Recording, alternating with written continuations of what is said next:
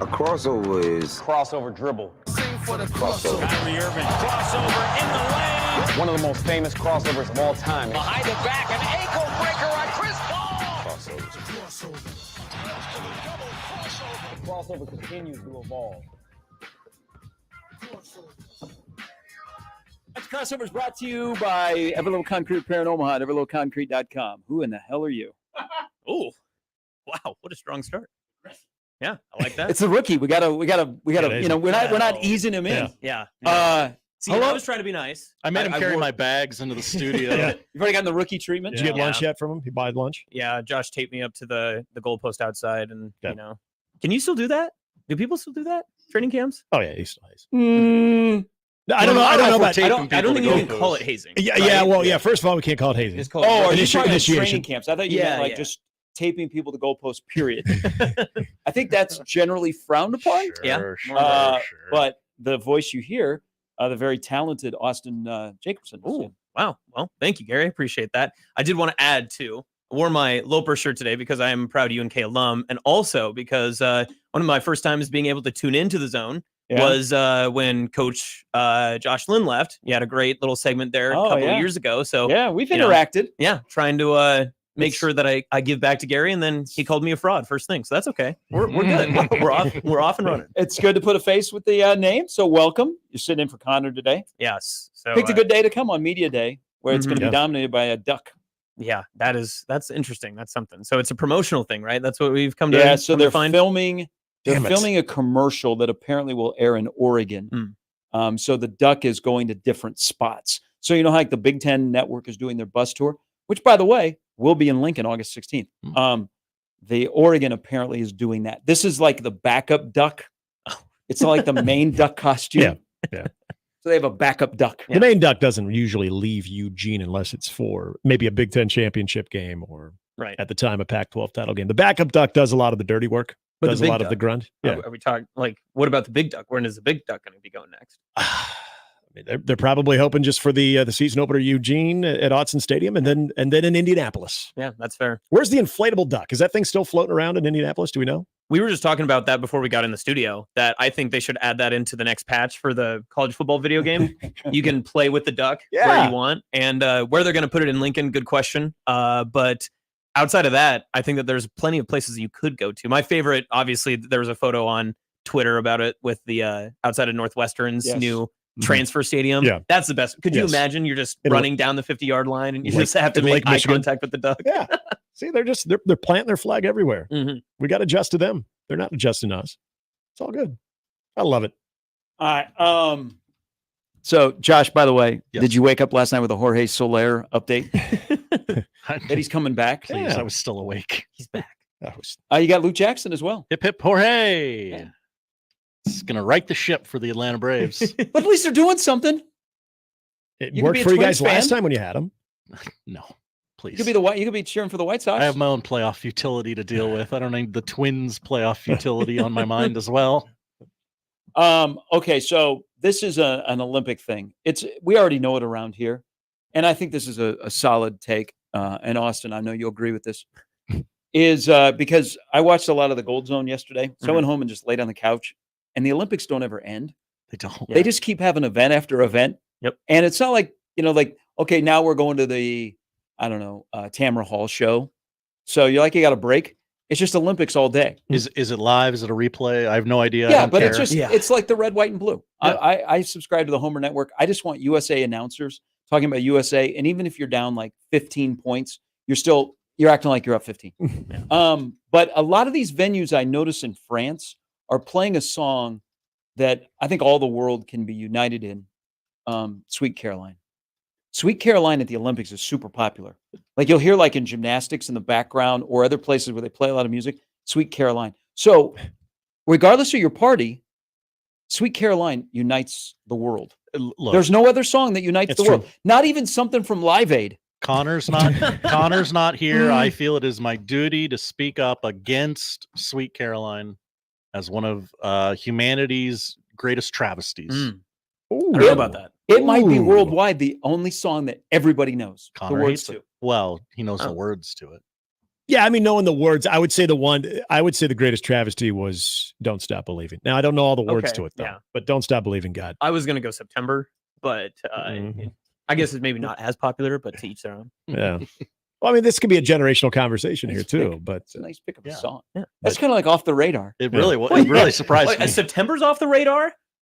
Maybe I've been to too many weddings this year. I felt like I've been to 5 so far, and I feel like every single wedding has Oh. played September, Can which I is ask you- you're can at I that ask- age, aren't you? Can I ask a question about that? It's a Yep. brutal time right Yep. now.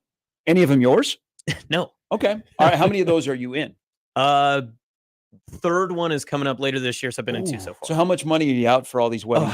Too much. Trying to move to Omaha, be in weddings, spend money on suits. I am down significant dollars. Now, are these rentals or Down bad. do you just No. add them to? No, hey. Are you adding them? Are you adding them to the suit closet? No, see, here's the problem: is everybody my age now is under the same assumption that nobody has suits. Yeah. So and they you buy just them. go, "Oh yeah, we're all just going to buy these suits." I have 4 blue suits of different Oh, shades. Yeah. And I get the same text just about in May where they're like, it's just cheaper to buy the suit. Yep. So we just figured we'd buy it for you. I don't need more, please. Just let's That's pause. that's The a suits are great. different. That's a great point about the color, though. Yes. What? Everybody loves blue suits. Because So I had 4 different shades of blue. Yes. Yep. You go to Mr. Tux like an adult, and you rent the damn Well, thing. okay. Do they still have the Oh, I'm gentleman's not wearing choice? somebody else's clothes. You are missing the biggest issue of this is I've been transitioning from Carney where the suit selection committee out there is very limited. I mean, I've been fitted for suits in Loomis, Nebraska. I've been fitted for suits in Omaha. I've been Guys. fitted for suits in Grand Island. I've been to Loomis. I've been across the state, What? fitted for many different suits. What's it like well- being fitted for a suit in Loomis? Well, they got a cow out back. They got the heifer that they got to bring in first, and then they tie it around your leg, and then, so it's a whole process. They mess up every single one of those measurements. Let's you're go not to Carney. Hope you're not running for office in Loomis, but okay, thanks for the description. Yeah. Open a suit shop. That's a damn good point, though. I thought I was doing my wedding party a solid by, hey, let's all just buy our suits. Yep. Okay, we're all adults here, and they're like, yeah. But the next wedding I was in was another suit one, and it was a blue one, and I got 2 different, and they're not exactly the same, so you can't mix and match. No one ever does black anymore, and then unless you're going to do a destination somewhere else, you get the traditional khaki look or the sand look. Other than that, it's always blue. I was in earlier this summer. Was in a wedding that was in Puerto Vallarta, so that was another expense. Us But too last There year. we go. We got to wear beach attire for it, Yeah, so that was great. So I Yeah. got to wear all the floral shirts that I owned and Nice. sweated through it all. It was fantastic. Puerto Vallarta was hot. We were there in November. It was freaking The hot. youth of America are really making their dreams come true, right? Regardless of whether or not Spending all anyone of our else money. can. Yeah. Yeah. This is amazing. Nobody. Okay, so I'm assuming you're in your 20s. Yes. Okay. What do you want to just eyeball a guess here? Yeah, like you're at the state fair. 26. Guess his Oh, weight oh, and age. Yeah, please. You want to do weight next? No. 26. 27. Okay. Yeah. You win a prize. I can't do that in months. I'm not. There's an entire generation. I don't. Did you guys ever? Did you at least rent like tuxes for like Oh, for prom? prom? and Yeah. stuff? Okay, Yep, good. yep. I'm just making sure people understand Yeah. the rental tux or suit process Yeah. because I feel like people are just now buying suits. Yeah. I grew up in the Panhandle, so our tuck shop in town was attached to a daycare. So you were like picking out your suit with like your date and trying to figure out like which color coordination you wanted to go with, and then there were And just then realize toddlers that you're never screaming gonna have around you. kids too because Yeah. you're seeing that going Right. on. Wow. So it really set the tone early for like, hey, senior night, prom night. Let's relax a little bit, huh? Let's be easy about what we're doing. Let's make good A decisions. little bit of birth control walking through the room right now. Let's make good decisions. And I thought a Subway next to a gas station was an odd pairing. What about a Subway in a gas station? Even better. Yeah. Oh man. You don't want to eat a Subway in a gas station because it smells like gas, tastes like gas. That's a Or- rule of mine. I will not go Oh. to a Subway that is attached to a gas Now, what station. about like a, That's like a just like a barbecue general rule of thumb? or a No. McDonald's? No, or, because I okay. Really? I will have the taste of gas. It wasn't 'Cause Subway Rudy's- That's specific. interesting. No, not Subway. Okay, specific. okay. Rudy's Barbecue. They're basically a gas station. But they're not like I mean, it's- pumping gas. Well, true. Fair. Yeah, it's more of a convenience store than in the back is the barbecue. And the I guess gas is a little bit away. Like Bucky's is different. Yeah. Or Yeah. Boosie's, as everyone is calling it. I don't do the dual locations. I can't. If you've got like the Taco Bell KFC combo, that something about that concerns me. I don't know. I just the Oh. color clashing just doesn't fit I my love vibe. it. It's so convenient. Well, I used to okay, be able to this- get breadsticks. okay, with so- my Get a tacos. chalupa It's and great. then Or the chicken other. So I'm going fried to paint a chicken. scenario for you. So this became a popular thing in Lincoln, and they're less now. But they also had in Omaha when Goodrich and Colby Ridge combined. Oh, Oh, So yeah, you had yeah. a popcorn and ice cream right next to each other. That's actually the perfect store for my girlfriend and I, because she's popcorn. I can do the ice cream. That one we'll accommodate for. We'll make What it is work. she? Can I say that she's a physician? If I can't, then I'll take it back. Yeah. It's a little too late now. Hit the dump. I heard. We got one of those Men in Black things. It's fine. She is a doctor. So Of pediatrics.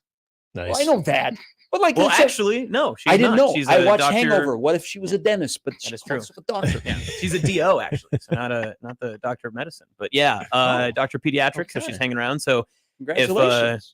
so if you got a kiddo hanging out and you trust rural medicine in the southeastern part of the state, that's where she's coming from. But yeah, everyone got quiet. Why did everyone get quiet? You about said that, huh? trust rural medicine. I was just curious. Like, Is that some like voodoo thing? Yeah. Yes, it is. Yeah, you never heard? You never been down to Beatrice? not like Cam Jurgens style. Is this when like he was Aaron just Rodgers getting- type stuff? I have.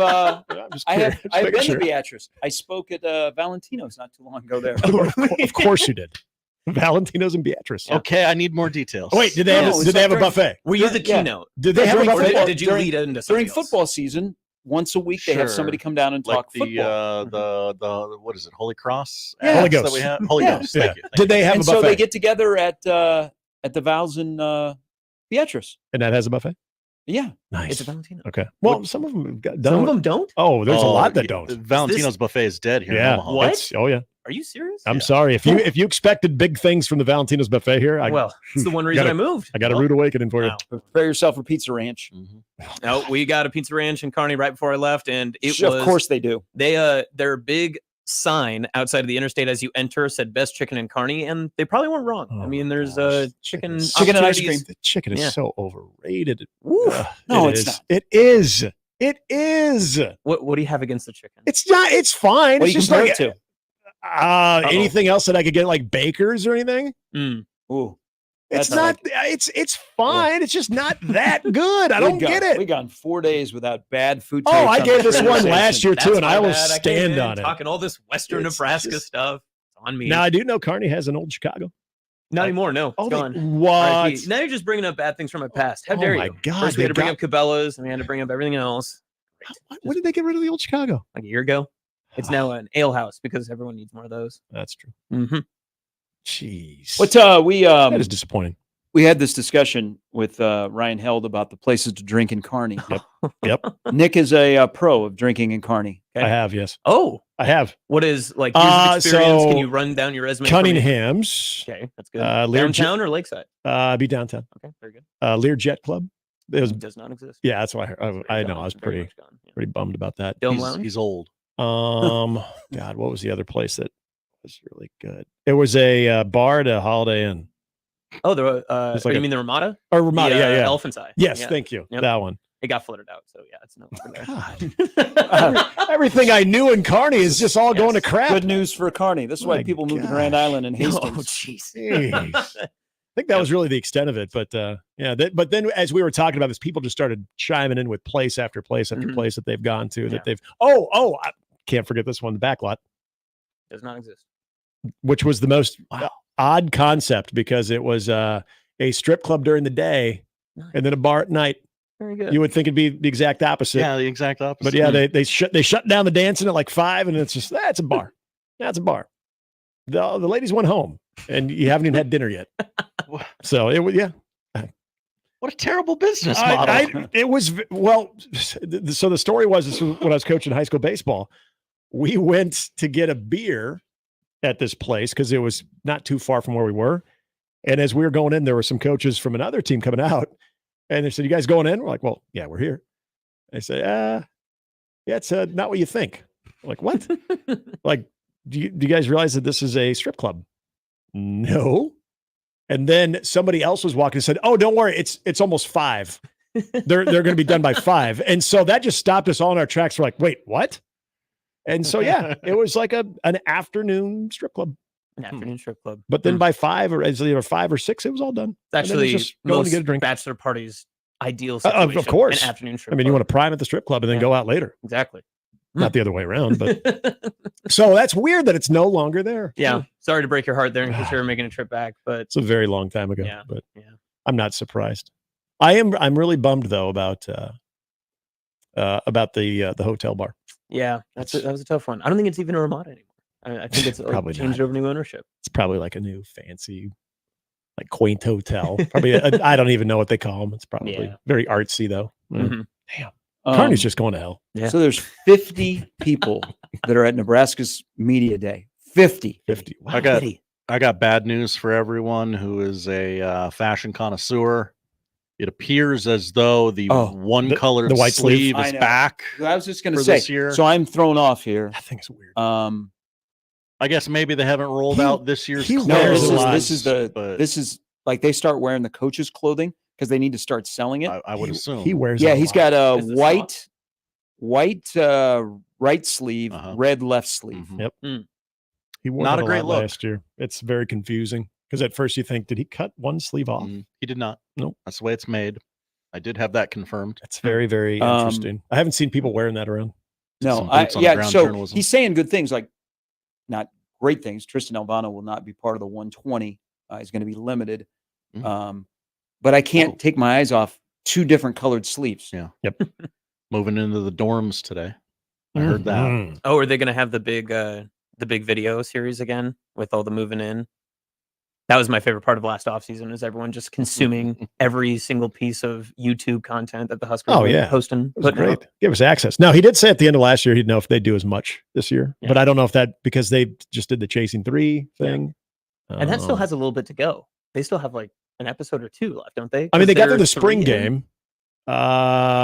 So I thought it would wrap up after the spring game. I might be wrong. There might be like a follow up. Maybe there'll be some summer workout type stuff. Well, there's no cliffhanger. I mean, we're just waiting for the season. Like, And we- they didn't have any dangling storylines Right. or anything like that. We know what happened in the Do you spring think game. So could that change with the whole roster limitations that are coming up? Are they just going to change it to Hard Knocks? Just I think Rule- everybody Rule calls in his one kid from Loomis just to cut him. Tell him, sorry, From- no spot for you. Loomis is getting a lot of love today. What do you About got against that. Loomis? No, listen, Phelps County drivers are crazy, so that's Oh.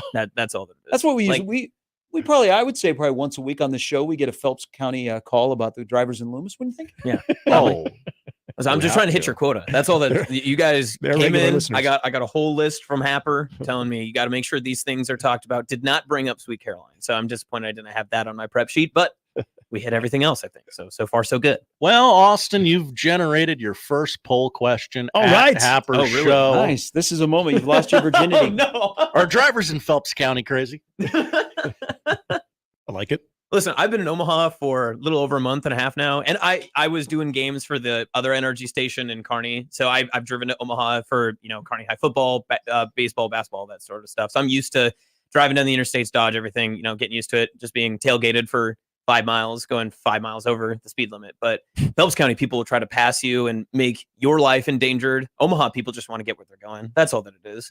Thank you. I feel like That's- someone else in the studio is finally standing up for Omaha drivers because I think Omaha Omaha drivers are terrible. No, see, I No, don't. they're I, not- I they're not that disagree. bad. They're awful. No, they're not. I think there's worse. Within the state, they're fine. Once you go nationally to some bigger cities, Do you realize how bad of drivers we are here? yeah. Interesting. I don't know. We're driving in Columbus, Georgia. I was scared for my life. That was the freakiest thing. Like I thought we were, and then Grand Rapids, Michigan. We're going Maybe 10 that- miles over the speed limit, and I was going slow compared to everything else. Maybe that's the problem with Kirby Smart and them boys down there. They're just bad drivers on a base level. I think so. Yeah, it's not like an It's epidemic. institutional. Mhm. Yeah. It's just a state thing, especially if you grew up there. That is one thing you don't like. If you're a bad driver, you don't ever get better. No. Like You you only get driving worse. more. Yeah. You only get worse. Like you don't like reps. You're like, hey, you know what? Let's put 180 today and let's go round trip out to Kearney. Yeah. That's right. a great don't- point. you That's don't not a- ever get reps better. don't it's the matter. only thing where it's the only where reps actually make you worse. Do reps matter while driving? Yep. It's a good point. You would think like, oh, I just need more experience as a driver. Actually, But it's tend to weird disagree. because when you're 15 and you're getting those reps, you get better. yeah, but it's like beneficial. You get to a certain age, and At it's like- only hurting you. 19, maybe 22, you're not growing that skill anymore. Well, yeah, I would say by 21, 22, the type of driver you are is the one you're going to be. And then at Right. that point, you've hit your peak. So then you're only going to get worse. And it's everyone around you knows your level of driving too, because in your friend groups, Right. in your family, Yep. if you suggest that you could be a driver in any situation, you'll know if Yeah. you're a bad driver because people will pull you away. Yeah, I'll be like, from hey, are you driving? Could we take your car? Yeah, As opposed to, oh, you are you. somebody else driving too. Yeah, right. Or, oh, you know what? I forgot something back in the house. Go ahead and leave without me. I'll be right behind you. Mhm. That's when you're like, okay, this isn't good. Do we get someone from Loomis? Call. I hope so. Probably one of my mom's friends. I I know know. she's tuned in. 1620thezone.com. She a P winner? ZoneTV.live for the video. There you go. See? Gary was impressed by that. He was like, "Ooh, I don't think he can do a plug." I did. I got it. That was First really day. good. Very Yeah. smooth. That 30 was. minutes in. 20 minutes in.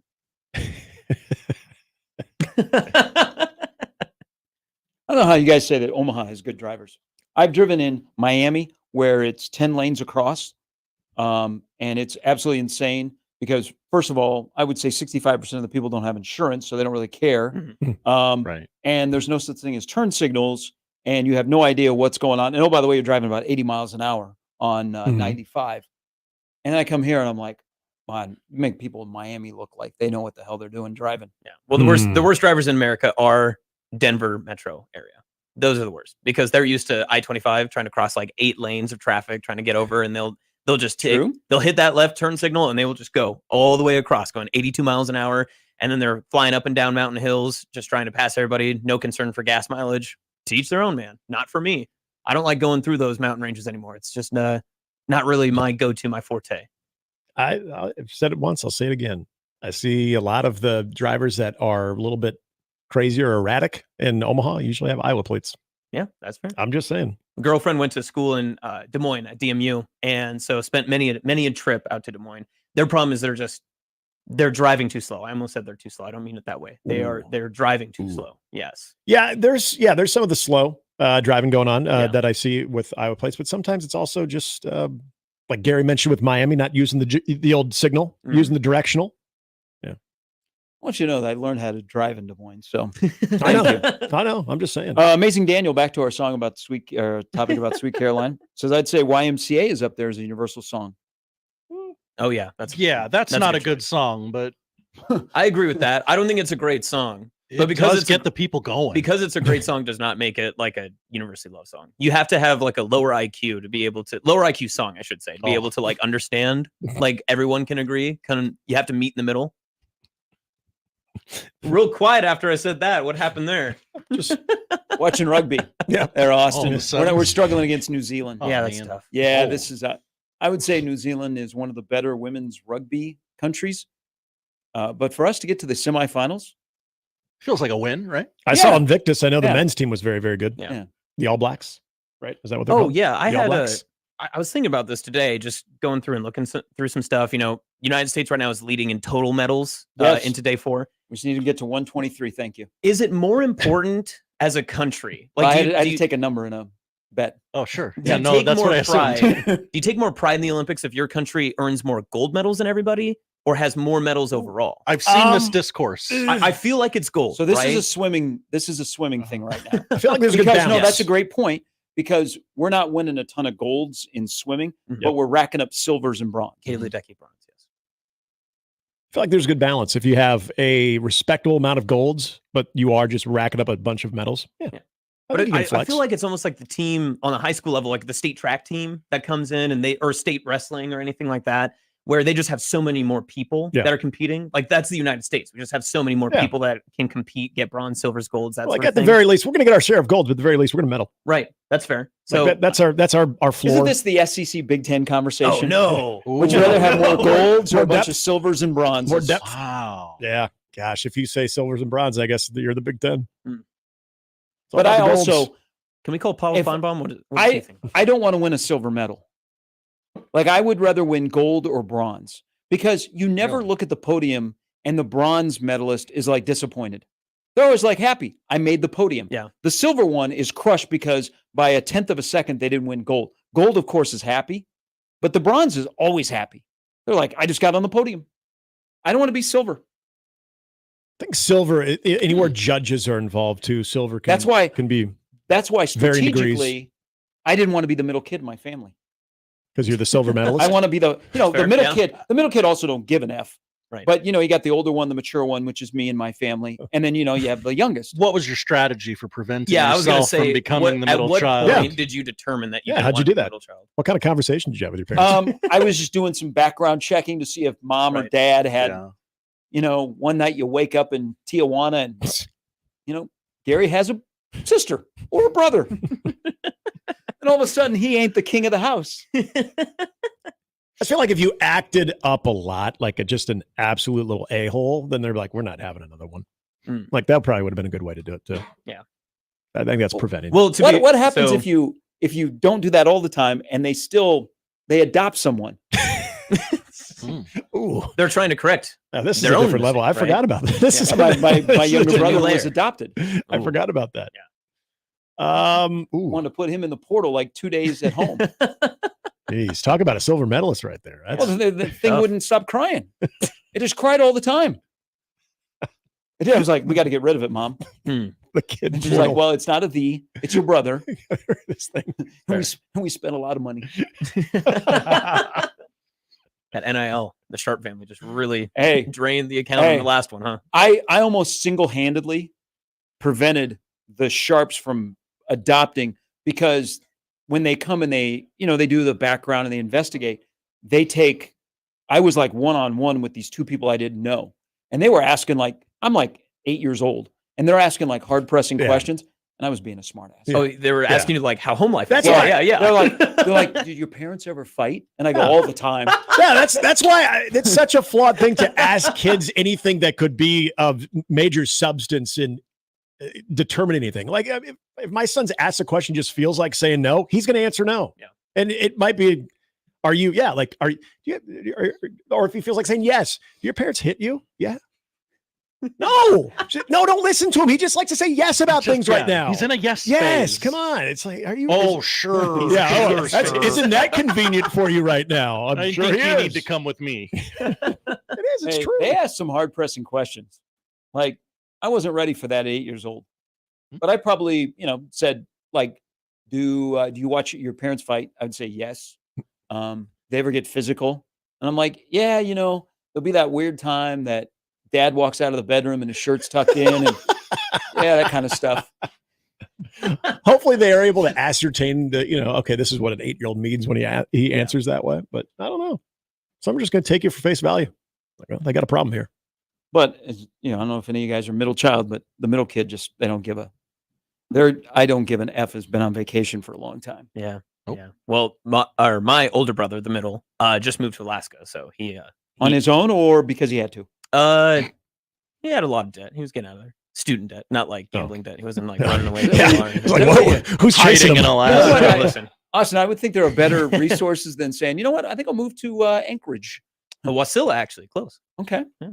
I've spent some Did time you in also Ju- do a Valentino speech there? No, I've Talk Husker football out there. my mom lived in Juneau for a bit. There's 2 Cold Stone Creameries in Wasilla, Alaska. Can you believe that? For what reason? I'm not sure. 2 competing? What was the name of the town again? Wasilla? Wasilla. How to spell it? I'm not Never sure. heard. Alaska. Population 9,711. That's not bad. But they have 2 Two. Cold Stone Creamery. Stone- I thought Creameries? actually there should be a Stone Cold Creamery. I would go to a Stone Cold. So I'm Creamery. That's guessing great. that they had one. Somebody broke away, and then they purchased a franchise, and so they have a competing franchise. Sarah Palin, former mayor of Wasilla. Oh, Really? Oh, I knew she was Alaska. My mom, because of her job living in Juneau, where the capital is, Sarah Palin was the governor at the time of Alaska. So she spent some time with her because my mom was running the hospital. She spent more time with her husband, her ex-husband, Todd. All those stories, true. Todd. Yeah. Todd. So good luck to your brother. yeah. Wishing him the best. Well. They're gonna do fine. They just moved out there as soon as I moved to Alaska or moved to Omaha. Jeez. Maybe that Yeah. says something about you. Yeah, that's fair. Have a good show. Welcome. Yeah. Looking forward to hearing you guys. Well, thanks for stopping by. A little crossover. Appreciate We it. really didn't have a choice. Okay, that's fair. Listen, neither But did thank I. you. Yeah. Thank you for acknowledging us. Appreciate that. All right, the crossover is brought to you by Every Level Concrete Repair in Omaha, everylevelconcrete.com.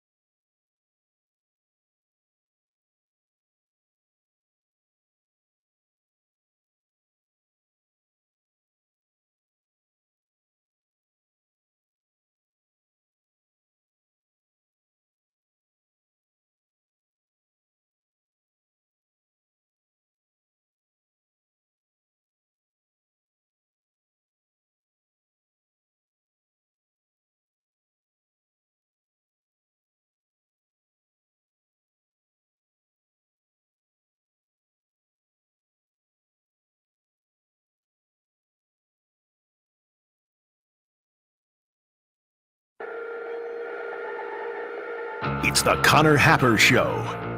Are we sure we want to do this? Could you, make an announcement that we're ready? It's the Connor Happer Show on 1620, The Zone.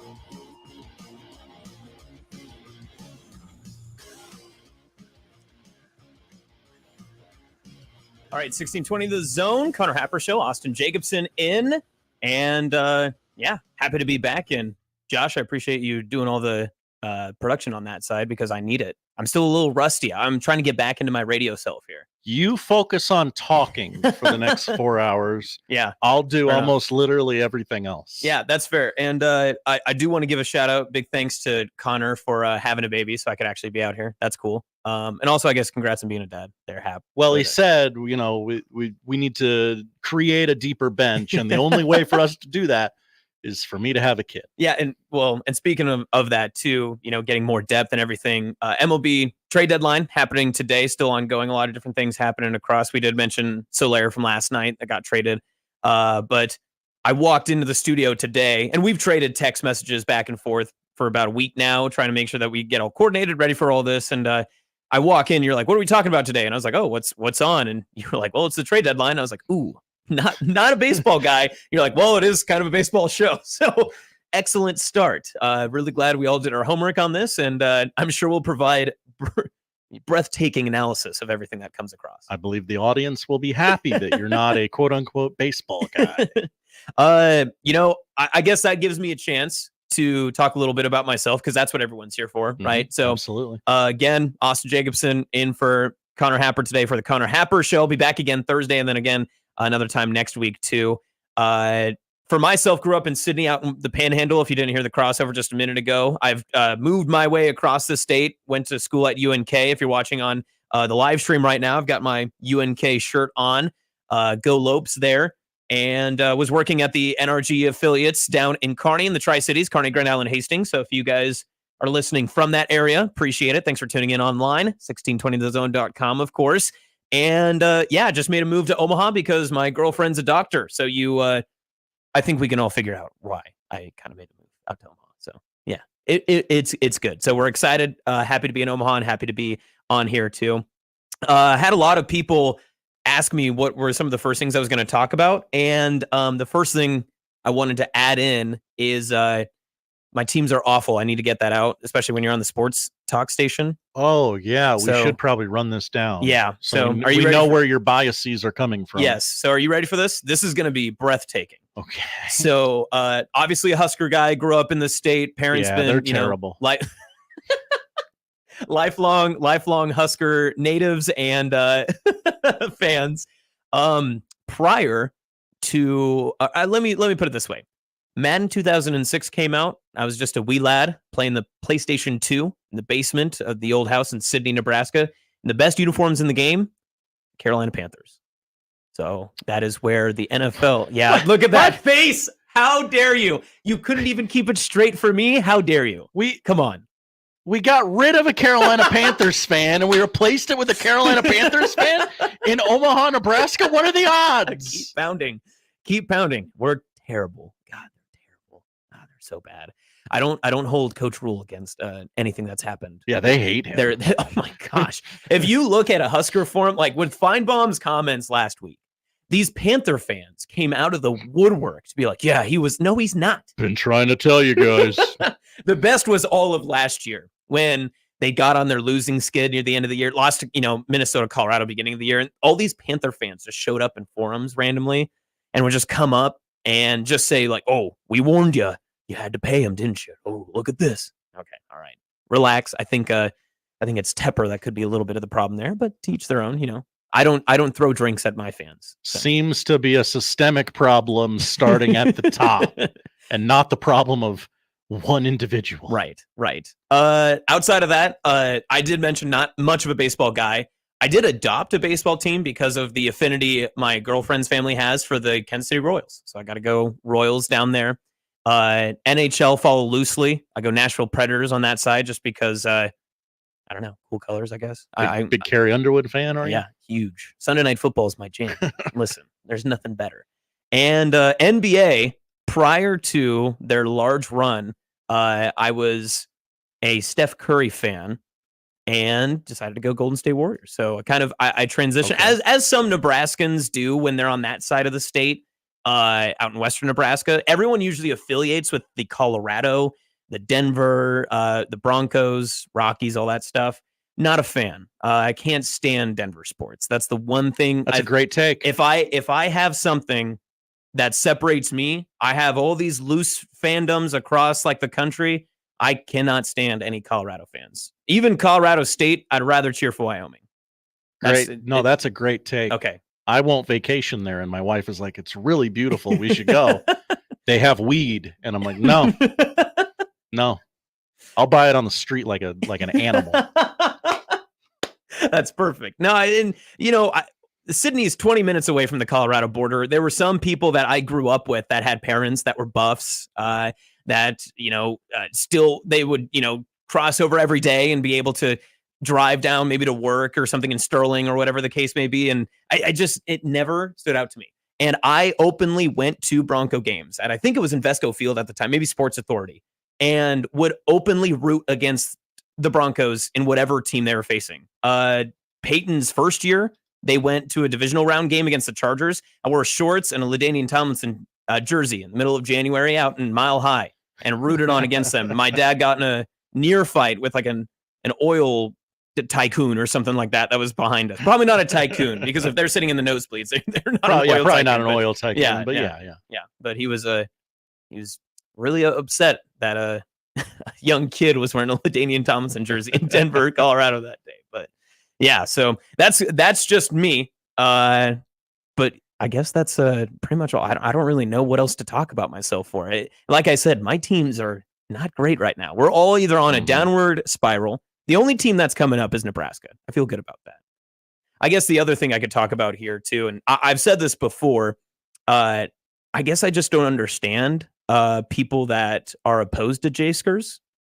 Is that a hot button topic? Well, Theo in our YouTube chat, we love our animals in the chat. I like how people from Western Nebraska don't give a F about the Jays. Fist bump emoji. I never said that. Sorry, Theo. I guess I spoiled that. No. I will. Hey, listen, I'll add this. Everybody else that I grew up with, pure Nebraskan. They would always claim red state in more ways than one. They would always be, running down to Lincoln, be able to watch those closer games. Baseball, especially in Kearney. A lot of people I knew would drive out here to Omaha or Lincoln, be able to go to watch any of those games. But for me, I just never understood why it was such a big deal that you could be a J-Sker. I don't see a problem with it, but I guess that's the most lukewarm take I could possibly have in my first hour here on 1620 The Zone. But teach their own. Hey, dive right in. What's your worst food take? My worst food take? Oh no. Cheese pizza's the top pizza. Wow. What, that bad? What a monster. Are you serious? What's your okay? I was prepared for you to say a lot right there really? When I asked the open-ended question of what is your worst food take? Is that the most vanilla take? Am I just like don't answer this too quickly. Am I too vanilla of a person? Look away as you say that. I met you an hour ago. I don't know if two is the right word, but vanilla seems accurate. No, come on now. I just a cheese, like if you are going to judge pizzas based on other, like if you're judging pizza to pizza, you have to go cheese pizza. You know what I mean? Okay. Does that make sense? Is that fair? I follow that. Okay, because the toppings can separate pizzas entirely. But if you're going to debate pizza to pizza, you got to go cheese pizza. Just my thought. Just on a base level. Yes. We need a comparison point. Right. Yeah. I guess outside of just myself too, things that kind of caught my eye recently as USA Germany right now, 3v3 basketball. Haley Van Lith going crazy. I swear it was like 8-0 and it's 11-9 Germany. And then there's numbers in yellow that I'm not quite sure what those mean. Yeah. Fouls maybe. Yeah. That's my best guess. I also like how they have everybody's heights obviously in the metric system. So that's great. Haley being 1.75 meters tall. But we talked a little bit earlier just with the USA leading Olympics into this fourth day, talking a little bit more about 20 medals. Japan has the 6 gold medals leading into the field, and everybody talking about more with the the disparity of when it comes to how you distribute your medals, I guess, if you just had more golds and silvers and bronze. I'm still on the fact that you want only golds. I'm gonna stick with that. I'm good with the total medal count. I'll claim that because USA, red, white, and blue, baby. But I feel like we should always pride ourselves to get more golds than anybody else. Why not just do both? That's fair. We should just get all gold medals. We should turn in our silver and bronze. Yeah, like, hey, everybody, we're collecting your silvers and golds. Your silvers and bronzes. We're gonna trade them in for golds. Well, I don't think they let you do that. What else is crazy too? We should weigh these gold medals differently, because USA basketball, if anybody beats USA basketball in the Olympics for the gold medal, that gold medal should be worth like 15 gold medals. You should like automatically take the Olympics. Okay. Does that, you know what I mean? Yeah, I follow that. And at this point, the way the Australians and Americans are going at it in swimming, maybe we should weigh those ones a little bit differently too. But I feel like a gold medal in like the freshwater rowing and table tennis doesn't weigh the same as it does for especially like men's basketball. Sure. But I follow. Yeah. So the Olympics are always fun, but like we said earlier, it just goes on for so long. You never know what's live or not. That was the most frustrating part before we had all these streaming and the gold zone and everything, was you'd watch something and you didn't know if it happened like the day before or not. Not a clue. No. Today's schedule, right, as we were saying, to the 3-on-3 women's basketball football men's group is taking on Guinea today in group play. Soccer. Football. Soccer. I don't know about that. Well, our USA football team's terrible. Have you seen those? We have like the 18-year-olds that just sign up and travel out and just get whomped by like Japan. Yeah. It was a couple weeks ago. Yeah. Disgrace to this great nation of ours. Yeah. We just need, like, we should make the USA All-Americans, the high school kids that announce their recruitments afterward. Oh, okay. Why don't we just have them go play the world? Yeah. Because then we're all on the same team. And I'll just root for that. Have like an 85-man roster of all of our 5 stars in the country. Just go. Sort of like a McDonald's All-American. Yeah. But for right? football. Yeah. Yeah. And just have them go play the world. Mm-hmm. I'm for that. Let's do that. We need to gain our actual football back, American football back. But again, football, soccer, group play against Guinea today, and men's beach volleyball in action today, and then men's 3v3 basketball against Serbia. No Jokic on that one. Could you imagine if he was on 3-on-3? I mean, we would have to restructure our entire team. That would be the place to put him, right? Like, well, again, and if you're Serbia, why are you putting him in the team play? They put up a good fight against the United States because Joel Embiid was horrible. Just downright. I mean, we can't really revoke his citizenship since he picked us, but somewhere around those lines, yeah. If you're trying to win as many golds as possible, why don't you put him in the 3-on-3? Jimmer Fredette is on America's 3x3 team. That's electric. Amazing. I'm for that. Okay. I mean, where has he been? Has he been practicing his 3x3? Just on the national practice squad, just hanging out doing 3-on-3. Well, then of course Keisei was on the Japan 3-on-3, but now he's a part of the national team too, and didn't take a shot the other day. That's crazy. They lost, and he. That's wwhy. Yeah, was not given a chance to be able to put the ball up, which is just nuts. Put the ball in your best player's hands. Yeah. You wonder if maybe he would have a better chance to be able to become that big spotlight icon. But it's always tough in the Olympics. You get these like characters in the United States because we get so many of the different the videos and everything. Everything is primarily pointed towards American athletes because of, we're not going to watch Argentina and Spain play and whatever. They're going to put the United States table tennis or whatever game on before they put a lot of this international play on. But you wonder who that star would be. The problem is the Olympics like restricts all the ability to be able to watch these viral moments and these big opportunities because they don't allow the highlighted clips to go out on social media. It's like some copyright thing or something that it's the same issue that MLB had a couple of years back when they weren't allowed to share and post highlights. It's the most ridiculous concept ever. I don't understand why you wouldn't want to promote. Yeah. But yeah, I just find that to be ridiculous, especially, we always talk about like the Caitlin Clarks and all that stuff and how to grow the game. The Olympics is not about growing the game. It's about worldwide competition. But if you are the Olympics, why would you not try to promote more and more of what you are doing, especially when it's so unique? And in the Winter Olympics, especially. The Olympics are about dominating your enemies. Yes, right. Yeah, I mean, plain and simple. Pretty accurate. Yeah, you got that. Yeah, right on the head. I like this one too, and I told you before we got in. Registered for an Ironman this morning because I'm dumb, and I saw this right after I put in that registration. The triathlon got rescheduled because there's E. coli in the river. Now, the public kept saying, I'm not sure about this river. Yeah. I'm not sure about this river. And the president said, don't worry about the river. Right. And here's the crazy part is, from what I can tell, they have rescheduled it just to tomorrow, but I don't know if they found a new place to do it. So can you remove E. coli that quickly? I should call my doctor girlfriend. She would probably actually know better than us. Great bit. Yeah. Call it. Paging Dr. Katie. That's what we need. But yeah, again, they talked about this for so long. They knew that this was happening and they still just didn't do anything about it. I mean, there has to be a plan B, right? Right. A plan E. coli. We should have gotten that one. You like that was it was right there. Yeah, right. That was the best one that I had there for sure. Coming up later on in the show, we'll have Allan Bell talking a little bit more with Olympics, some of your gambling needs and everything. Want to talk a little, I'm a football guy, so I want to talk a little bit about maybe some of those NFL betting lines and what people should be looking at, great values, all that good stuff there. We will be doing our summer school preview with UCLA. Speaking of that, I saw a UCLA Bruin flag just down the street, 52nd Street. 52nd Street, Yep. yes, So I've seen this flag. I hope that they are tuned in to be able to hear what James has to say. Maybe the toughest schedule in the Big Ten. Have you looked?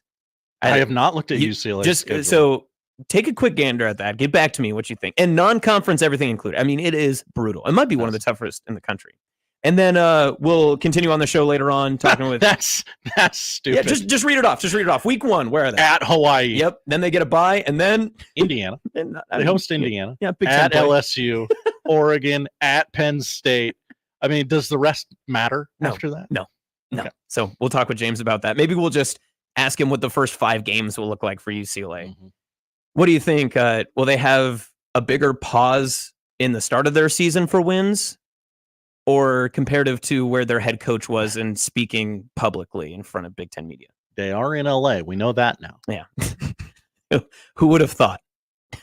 And we'll wrap up. We'll end the show talking about Jacob Bigelow, more Husker men's basketball, and also their softball team, which I've been told are very odd folk.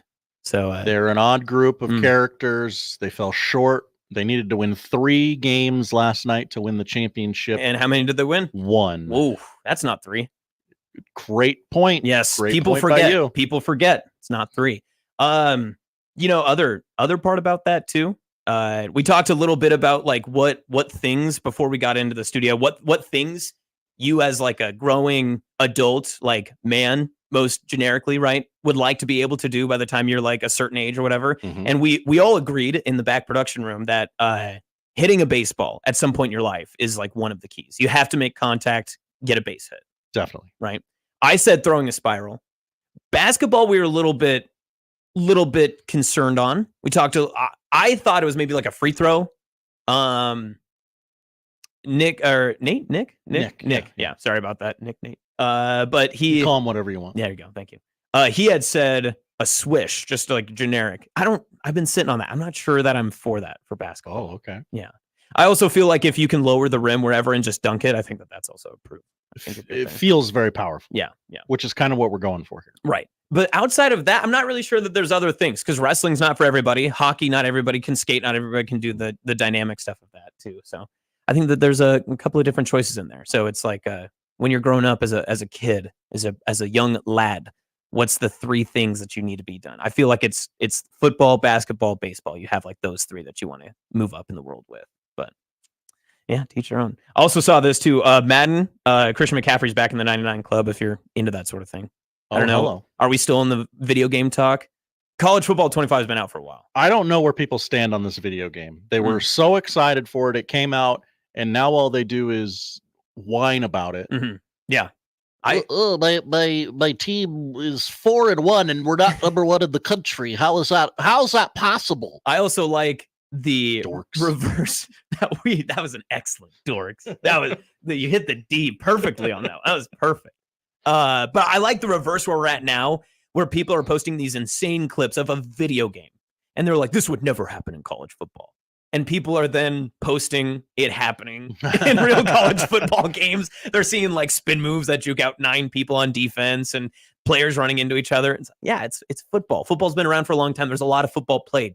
Some of these are bound to happen eventually. Sometimes weird things happen. Yes. And if anyone cares, my Oregon State dynasty in NCAA 14 is still ongoing. Yeah, because I am still trying to figure out where I can find my Xbox Series X. So I gotta find that before I can get in on the college football 25 train. By the time that I get it, I'll be so far back, no one will care about the game by then.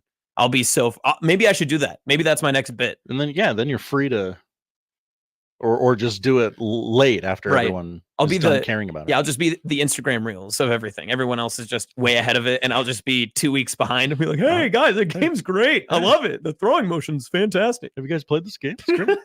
I don't know if you've heard of it yet. College football 25. We talked at the top of the show too. The Oregon Ducks showing up to Nebraska media availability. That's great, but it spurned a little bit of a question in my head, and I will ask James about this later too when we talk UCLA. Have we got an update on the Coast to Coast commercial yet for the Big Ten Network? The commissioner said at Big Ten Media Days he is aware people are very passionate about that commercial. Right. So he didn't really lean one way or the other on it. I just hope he doesn't lean directly into this duck thing. I have a feeling it's just like an Oregon commercial. We don't have to worry about it necessarily, but I hope it's just not the duck going to different places because I don't need that. I want it to showcase everybody. I want to see the Rose Bowl. I want to see Autzen. I hope that they actually just take the same commercial and basically just copy and paste those stadiums over there and just do the same flyover because it was great. It was great the way that it was. That is, I believe Gary is of that same perfect model. Finally, something Gary and I agree on. That and Phelps County, which reminds me, make sure you're following social pages at Happer Show on X, and make sure you're listening online, 1620thezone.com. And the stream. What is our stream on there? ZoneTV.live. See, I was nervous it was .com at the end. You saved me with the .live. I'll try to make sure I'm going to pencil that into my brain. It's new. It is. Yeah. How new are we talking? Oh, great question. 3 weeks? Whoa. 4? Look at us. I don't know. Hey, we're on the up. Good thing I shaved yesterday. Feel good. Yeah, everyone's looking. Everyone's watching. Yeah, see, that's critiquing. That's what I'm worried about. You ever wonder where these people are watching from? Because I assume it's all work. They can't be watching in the car. Well, it is Omaha drivers, which Gary is, very against. So if you are watching in your car, you have proven Gary correct. We do often tell people to tweet a picture of us on your TV at home. Right. Oh, speaking of which, your meme of the concern is phenomenal. It is perfect. I would like more people to start using it. I feel like we should. I feel it's very applicable to many things, and just get it out there. Yeah. No, it's perfect. It is absolutely perfect. We need to include that for sure. 1620thezone.com. Connor Happer Show, Austin in as well. We'll talk a little bit more coming up in the next hour. Again, Allan Bell's coming, talking a little more Olympics. We'll get some gambling conversation, best values, maybe some college football favorites, preseason favorites in the NFL. He's at 11:30. I believe I misled. Okay, you. Perfect. So never mind. I was incorrect there. So no. You were led astray by me. Never. You got to lead a horse to water to learn how to drink or something like that? Something like that. Yeah, that sounds I got there just early, so we're fine. Yeah, it's okay to be early. More water for you. Is it good to be early? Hard-hitting questions today. We're asking the toughest ones for sure. Yeah. I did have a couple of people that I got this too. I love this on Twitter from Daniel. Someone who lives near Charlotte, Panther fans on message boards talking about Nebraska far outweigh Panther fans talking about the Panthers anywhere else. That is true. I follow a Panther fan page, and they tweet about like all the tailgate locations. And eventually, at some point last year, they were just like, "There's no more tailgate. We're not doing this anymore. I'm tired. I'm not doing this. It's not fun anymore. It's not. And Daniel again too saying too vanilla of a person, maybe exactly the right level of vanilla to fill in for Connor Happer. It's fair. This is true. It's respect. I completely agree. See, We traded Connor in for a younger model. Oh, thank you. Appreciate that. Well, and less kids. Less kids on this model. Yeah. So, not the wear and tear on the seats and everything. That's right. I should say this too. The middays for 1620, I'm a huge alumni fan of. Schick and Nick show is one of my favorites. So big fan of that. Terrific. Yes. Still listen to that. This time slot has quite the legacy that we does. try and uphold. And I'll have a slight footnote in it. You can just put me as There an you go. asterisk. Yep. I'll be like the COVID season and just put me down there for wins don't count. It's That's Austin right. Jacobsen's hosting does not count Doesn't towards count. the overall Connor Happer record at 1620 the zone. Let's see. What else do we got going on here?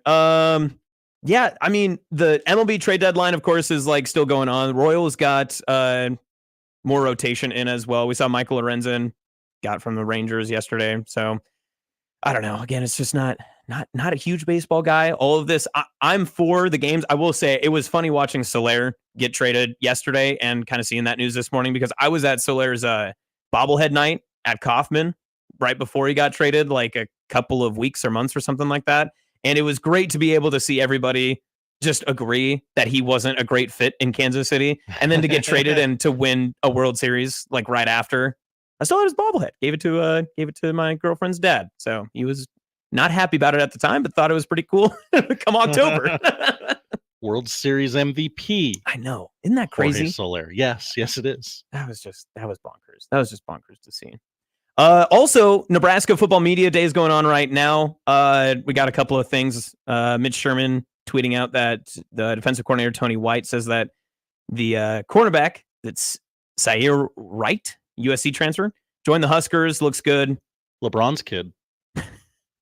Really? What is that? What do you mean by that? He played LeBron's kid in Space Jam 2. Oh, that's right. Yes. I thought you meant like he played against Bronny. No. Much sillier than that. Do you think he'll have like a Space Jam celebration if he gets like an interception or something? He better. Yeah. What would that look like? You got to let the kids know, right? Yeah, that's true. Have to add it in college football 25 for sure.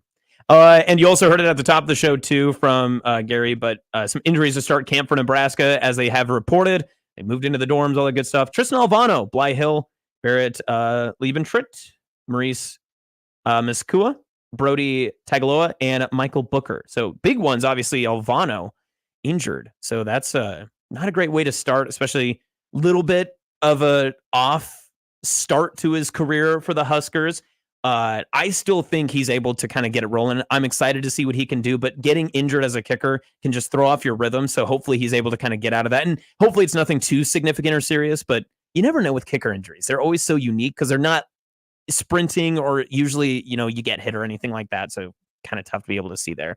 Bly Hill is the big one though. Bly Hill is the one that if you're looking at Nebraska's defense, the biggest concern is cornerback, and Bly Hill getting injured in the spring game was a huge concern. So his availability is going to be needed immediately back. But Coach Rule had mentioned during Big Ten Media Days, they expected Bly to be kind of ready to go by September. So hopefully they're able to kind of get that going too. And we'll see like how limited, I guess, some of these guys will be. I don't know how much concern you have defensive back wise, but if you are the defensive coordinator for Nebraska and you are mentioning that your defensive backs have some injuries, you have to think that that's probably weighing in the back of your head quite a bit. Again, I have concerns about the corner position. Yeah. Well, you don't think Tommy Hill can lock it down from his side? I would like others to lock it down from other sides. Yeah, that's true. Tommy Hill, highest rated player for the Huskers too. College football 25. Oh, yeah. Pretty sure. No wonder Rule talked about him. Yeah.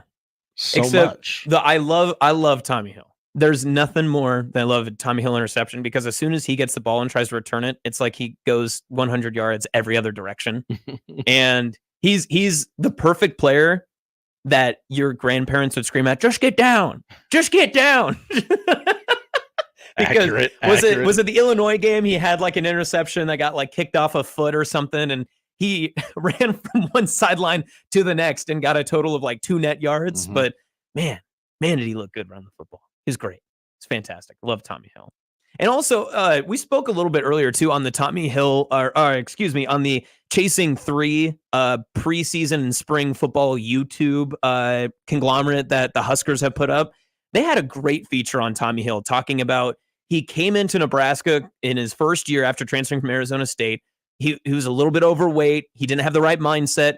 People thought he was going to transfer back home. He's going to be all over the place. But instead, he actually turned in to one of the key pieces for the team. And now he's well regarded as one of the leaders of the squad. And the way Isaac Gifford was talking about him, and Nash Hutmaker, and Ty Robinson, all these guys were talking him up so well. I thought that just speaks volumes. And of course, it's not something you want to take too much in for, because it's obviously created by the Huskers. It's going to be pushed out. Maybe they're trying to make somebody feel better about themselves, try to lift up their spirits, showcase something.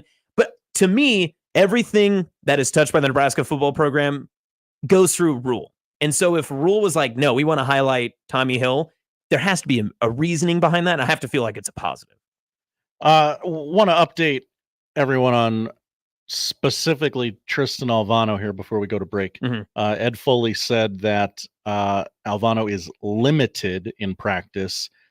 He is kicking during rehab, and that is going fine. He is just not able to kick off yet. Okay. So not the end of the world, just not 100%. Yeah. And not being able to kick off is just a unique and again, kicker injuries are weird. So not able to kick off, but might be able to do field goals. That's what it sounds like. From interesting. You wonder, that has to affect distance. So I wonder if it might not be like a soreness thing. I feel like they would have said it, but limited is just such a wide range of what that could be. I mean, you could be talking. It could even be upper body. It could be like a shoulder. Maybe he had like a weightlifting injury, any of those different things. It could be a bunch of different stuff too. But I do expect. I think Tristan Alvano will have a good bounce back, but you do have to get it going a little bit earlier, especially with kickers. It's all about routine, all about momentum, how you feel, how you move in, all that good stuff. So, yeah. I haven't seen too much else from Tony White yet, or from any of the other media commentary. We joked about it in between break that what else can Matt Rule say at this point about leading up to the season? I mean, we're basically waiting for the official announcement of Dylan Raiola. That's the next big thing. And if it's not Raiola, that'll be earth-shattering news. But unless he's not named the starter, I feel like that's what we're waiting on, right? That's kind of the next big Rule drop. Probably not going to get that till the week of the game. You think he'll wait till Monday of UTEP? What are you putting on? Let me look I at might even think he might wait till later in the week. Well, and I'll add this. He specifically said in one of his podcasts that he had done, his entire media tour that he was on not too long ago, that he loved talking to Eric Crouch about his experience and not being named the starter right away. And every Saturday having to wait to figure out, he'd get told at breakfast by Turner Gill, the quarterback's coach at the time. And he said he loved that atmosphere, loved that mentality. So if that's truthfully how he feels, if he's not just saying that, I think he said it after his spring game press conference.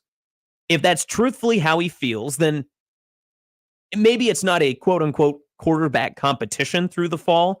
But you wonder if those first couple of games, maybe that's what we're going to wait on. We're just going to get the depth charts released on Monday and it'll just say Heinrich Harburg or Dylan Raiola. And I wonder if we're just going to continue to kind of see that moving forward. But the presumptuous idea is that Raiola would be the starter. I think the bigger question mark to me offensively, because you likely have an idea it's going to be Heinrich or Raiola, who's the starting running back? Because you keep seeing more and more, and I heard it on the mornings too with Gary just a little bit ago as well when they were talking with BC, and Dante Dowdell came in high praise, didn't have a fantastic spring game showing. Maybe through the spring had showcased a little bit more, but you still got plenty of experience. It's a deep backfield, but it's not one that's, I guess, overtly athletic or overtly has someone that just stands out above the rest of the field. I guess Dowdell's probably the guy that you're most excited about because of the potential and because Husker fans haven't seen him. I think that's the biggest thing is as Husker fans, we always love the guy we've never seen play before more than anything. Like Jock Yant had one good run and everyone was like, he is the next coming. He is the next Heisman winner.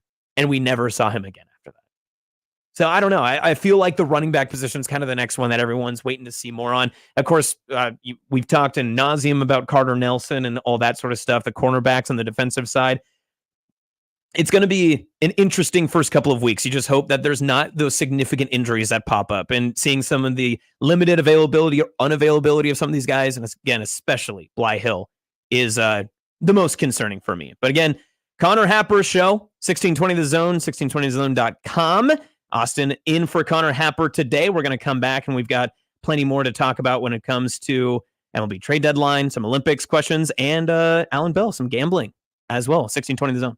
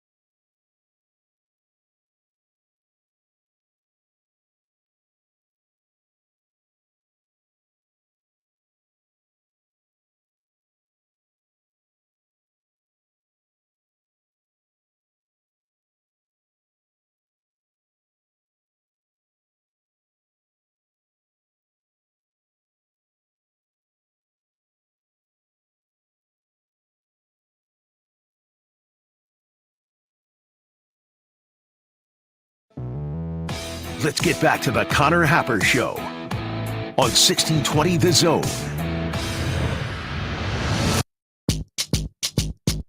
1620 The Zone, Connor Happer Show, Austin Jacobsen in. Josh standing by us. Thanks again, Josh, for pushing all the buttons. Make sure that we're staying on the air and online right now, 1620thezone.com. And that live stream, let me see if I got it right. Oh, no, I already forgot the beginning part of it. Is it 1620.live, like TV dot something? So close, Yeah. but it's actually better for people to remember Okay. this way if we make a bit out of it. All right. ZoneTV.live. ZoneTV.live. Yeah. Well, luckily, I have a couple more days to be able to do this. Again, big thanks to Connor for having a kid, so that way I could step in. Appreciate it.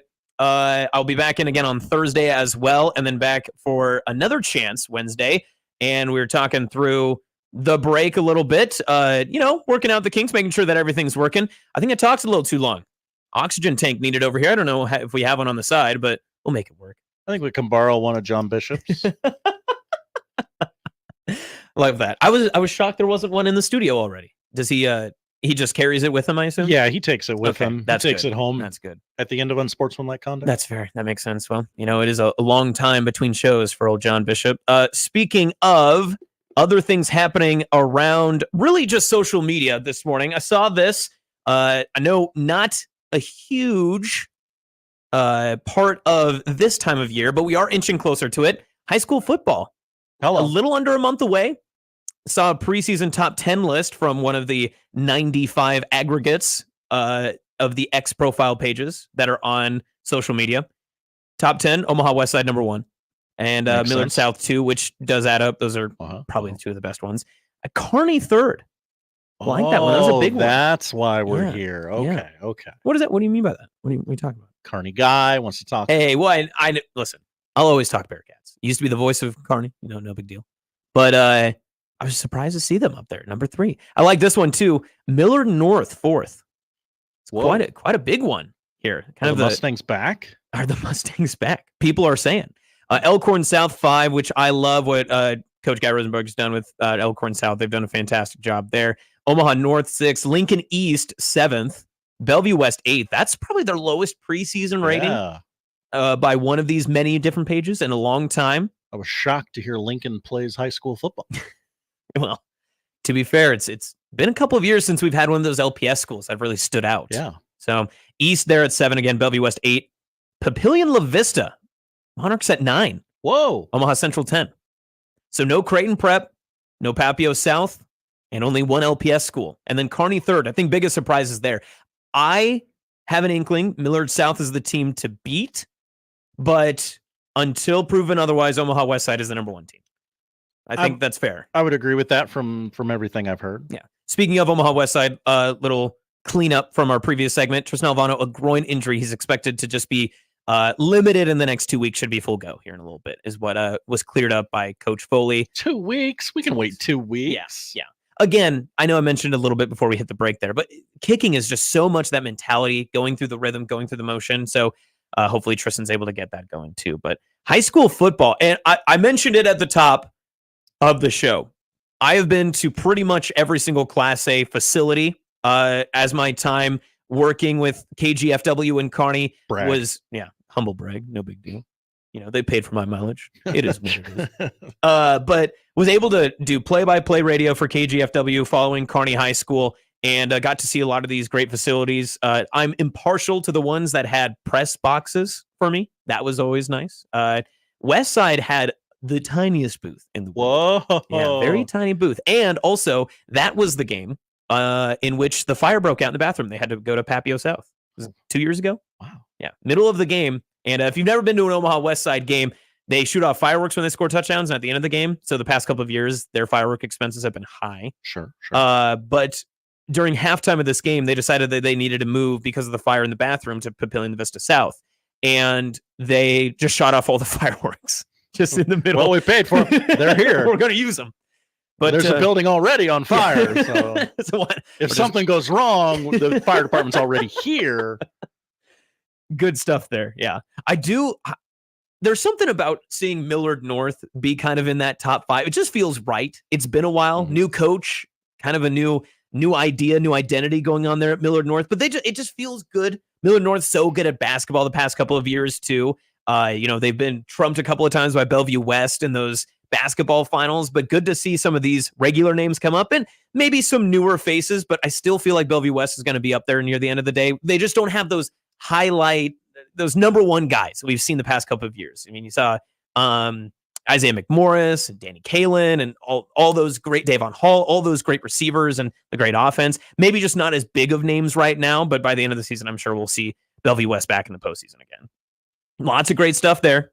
Nebraska high school football, one of my favorites. And last one before we get to a break here again, and then we'll go into talking a little gambling with Allan Bell, talking maybe a little Olympics, more football stuff there. Saw this coming from some NFL pages. I don't think people understand the new NFL kickoff rules. No, absolutely do not. And they're not going to, because I saw this multiple times today. People are upset that onside kicks are now illegal before the fourth quarter. You have to be losing to attempt an onside kick, and you have to let the other team know you're attempting an onside kick. If you haven't seen the rule changes, of course you're upset with all these things. Scott Frost is going to be pissed. Let's just get that out of the way. Okay? Hey, watch this, buddy. You got this for me?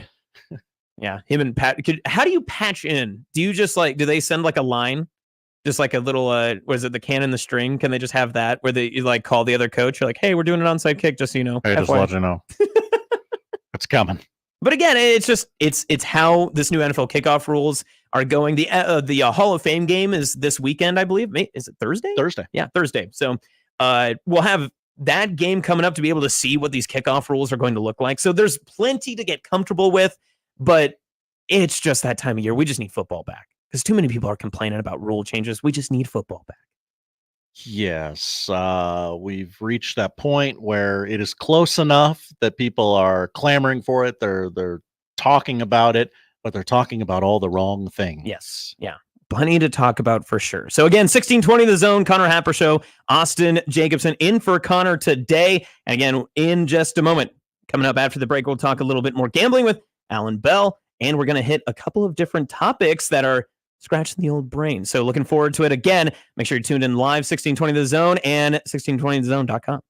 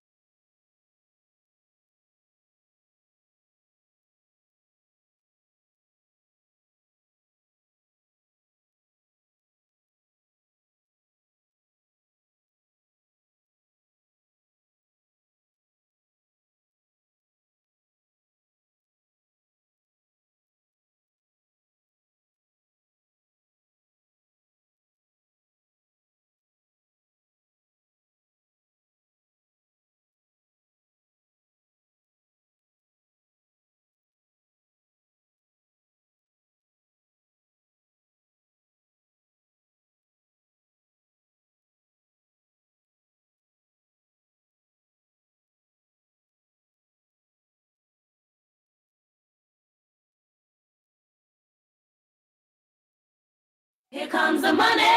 Here we go. Money talk. Here comes the money.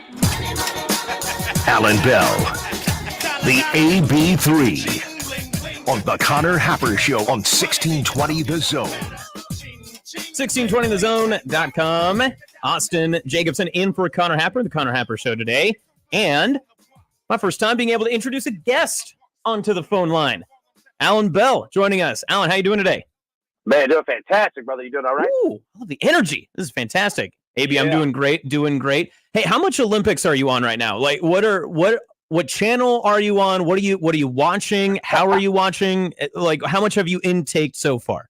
Yeah. All right. So, I've taken in a little bit. All right. I wouldn't say that I'm the highest viewer, that's out there, right? But I'm finding like almost treating it like ESPN the Ocho. You know what I mean? Like, I'm trying to find the obscure sports, like basketball. Like, I watched the women's team yesterday. They dominated, obviously, right? But like, I'm here for the table tennis. I'm here for the break dancing. You know what I mean? Like, yeah. I'm here for everything that I never see before. And then it's like, then I wonder to myself, like, how do you get into this as a kid? You know what I mean? Like, like Little League or, Pop Warner. Like, how do you get into all of this stuff? I mean, I get playing ping pong with your buddies, but like, is there a circuit that we don't know about? It's fascinating to me, man. Yeah, it's an excellent question. I think that's something that everybody thinks about every 2 to 4 years, depending on which sport or all sports that you're concerned with. But AB, you're our money guy. As far as I'm told, I had to do all my prep work on you because it's my first time being able to introduce you here to the Connor Happer Show. But I wanted to know, with the Olympics going on, you said you're watching them. You're just kind of seeing all the different quirky stuff. Being the guy that you are, all the knowledge you have, how can we bet on the Olympics? Is that a possibility? Is that something you've looked into? Where are we at with that? Oh, you definitely can, right? And you've got to pick your spots, right? Because there's just so much data and information that we don't have. Now, you could place some bets on different things, like just to have fun. For sure, right? But, just understand the risk that's involved in that. But, like, actually looking to make money off of it, stick to what you know, right? So we saw the women's team yesterday, going up against a Japan team who, didn't have anybody over 6 foot tall, all 3-point shooters. Well, the Team USA, they're going to dominate on the boards in the paint, and that's exactly what they did. You take a look here at Team USA, the men's team, right? Is everything okay? With like all the Jason Tatum stuff, is he going to play, not play? After all of the kind of rocky start they had in the preliminaries, but they tend to look all right now. So, I would say that if you're actually looking to make money off of it, keep it simple. Don't go too heavy. Bet on things that bet on things that you could do, a little bit of research on. But if you're looking to have some fun, venture out. But like the best way to put it is, this is not a parlay thing. You know what I mean? Like, let's just keep these at single, simple bet. So when you are looking at some of those favorites, the Olympics comes around and everyone somewhat knows what those big names are going to be. We're watching gymnastics right now. Simone Biles is about to go up for the U.S. team's final. So you're looking at these bigger names, right? And I'm sure when it was a few years ago, a couple of Olympics prior, Michael Phelps was an easy one that everyone was going to, anything that he was on, you would put your name down to. Who's that one star people should be kind of leaning on if they're looking to maybe get a quick buck or two when it comes to winning with the Olympics? Yeah, I mean, if you're looking at like a Katie Ledecky, right, swimming, she can do it all. Simone Biles, you just mentioned right there. And understand, Simone Biles is going for, like, she's won so much now that she's at the point where, like, she's, like, trying new things out. You know what I mean? So it's like, if you're going to bet on things like that, like, understand the mindset going into it, that there is a certain risk reward there. But yeah, man, like, those two names, we've got golf that's going to be coming up. You're going to see some of that. And then really, men's basketball, right? And women's basketball, both of them. Like that's where your mainstream United States stars are going to be. And if you're betting on it, looking to make, actual money off of it, yeah, stick to those. Now, the tough part also is that the books aren't dumb. And, when they see, these star names, Katie Ledecky, Simone Biles, like, they're going to juice these things up, right? The women's team was a minus 21.5 point favorite yesterday against Japan. Now, they ended up covering, They won by 24, right? But yeah, also understand that you are going to pay a tax, either the juice or what you have to eat in terms of, points or however, the sport gets down. So understand the book's going to make you pay for it. They're going to make you risk a little bit more. And again, we're talking to Allan Bell today. Little money talk. 1620 The Zone. Connor Happer Show. Austin Jacobsen in for Connor today. You mentioned USA basketball a couple of times there, AB. And everyone has talked about how the world has caught up in basketball with the United States. And we saw it a little bit there just because Joel Embiid is bad, with what happened there against Serbia earlier this week. I guess my question for you is, if you are betting on USA basketball, you are a red, white, and blue American trying to make sure that you're making some buck. Is it smarter to look at this game and try to go for the spreads and try to make sure that the United States is covering? Or do you just take overs? How do you look at that when you just want to look at USA basketball? Excellent question. And for me, I'm looking at totals. I'm looking at playing overs because, look, number one, you've got you got to have a perfect storm that is built here. All right. So, during the preliminaries, Team USA didn't really look all that great, right? Kind of struggled. And you've got some guys in there, LeBron James, who this is going to be their last go around.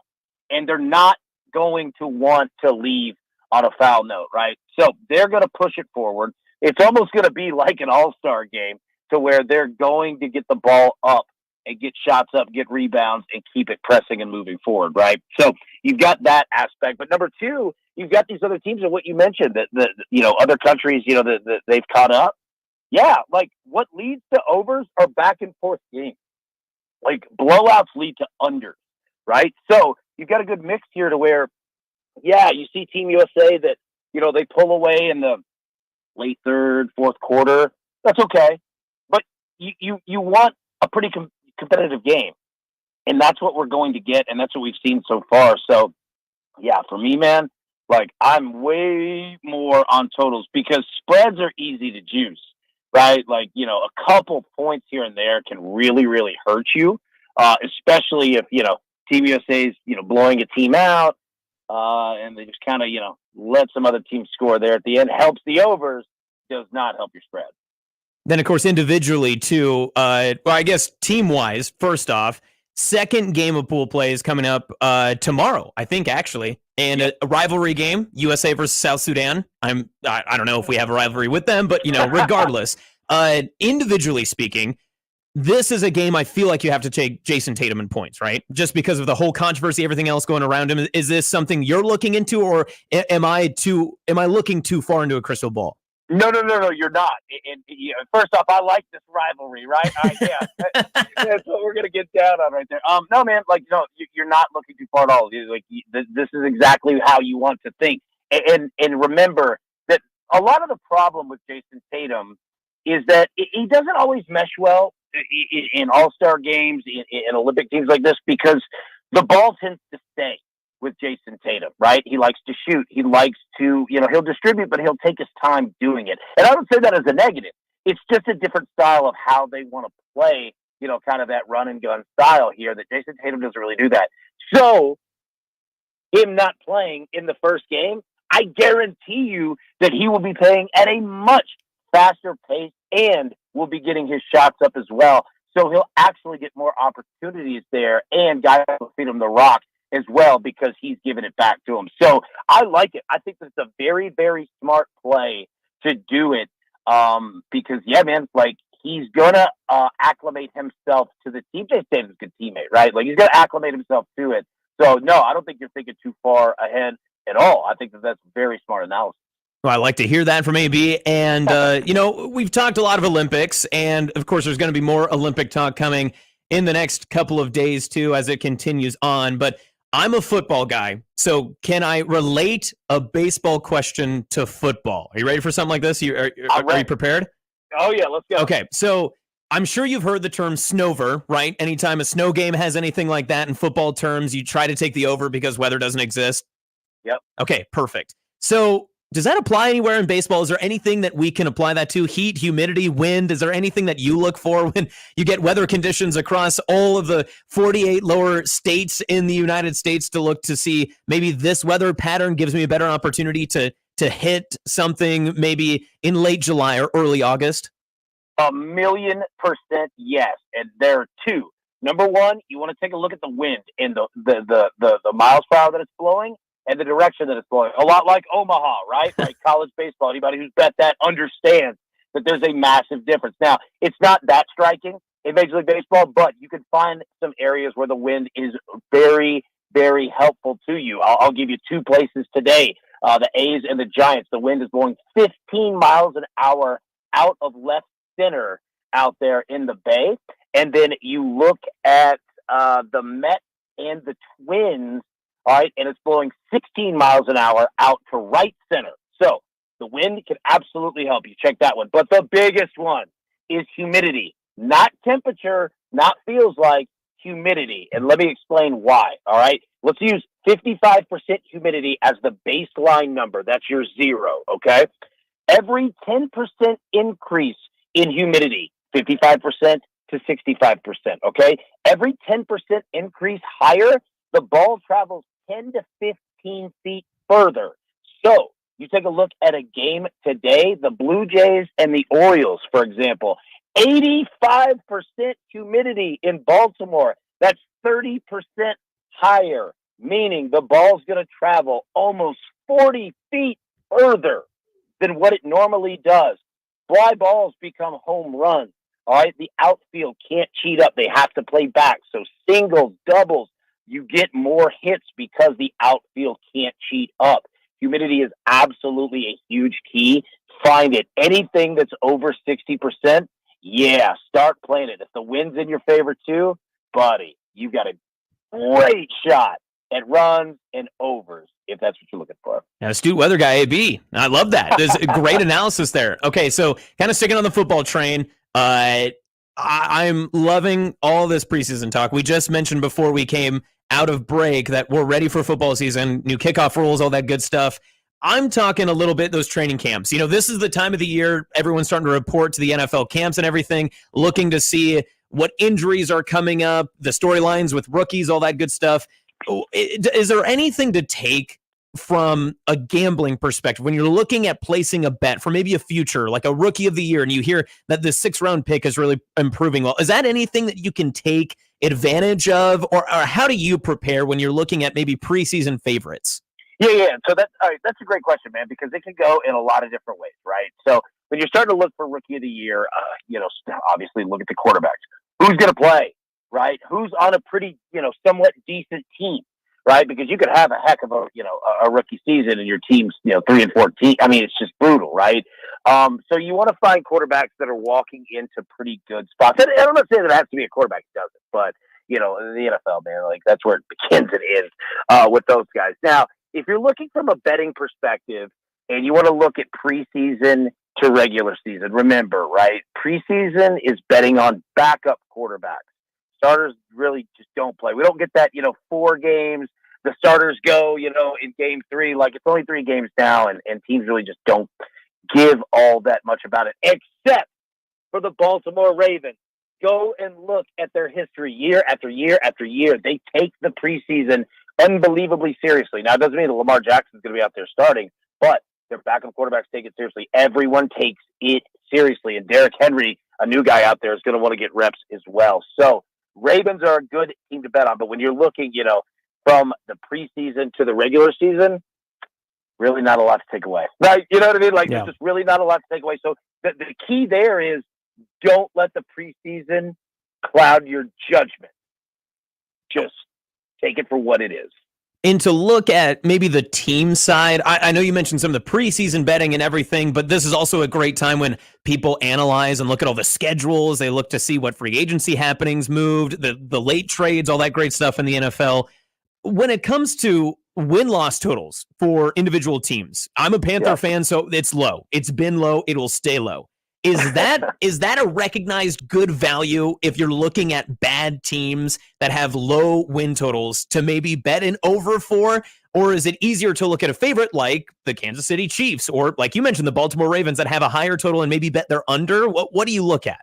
Yeah, so, I think that's a great question. You can go 2 ways. So, all right, so number one, the really, really highest teams up there, I kind of look at it the same way I do in college, right? So I'm here in Nashville, Tennessee. So right here in the SEC, Georgia and Alabama, I think, are going to take a step back. But their numbers are always like 11 wins, right? Mm-hmm. It's like, okay, well, I could take, or 11 and a half, I could take one loss, right?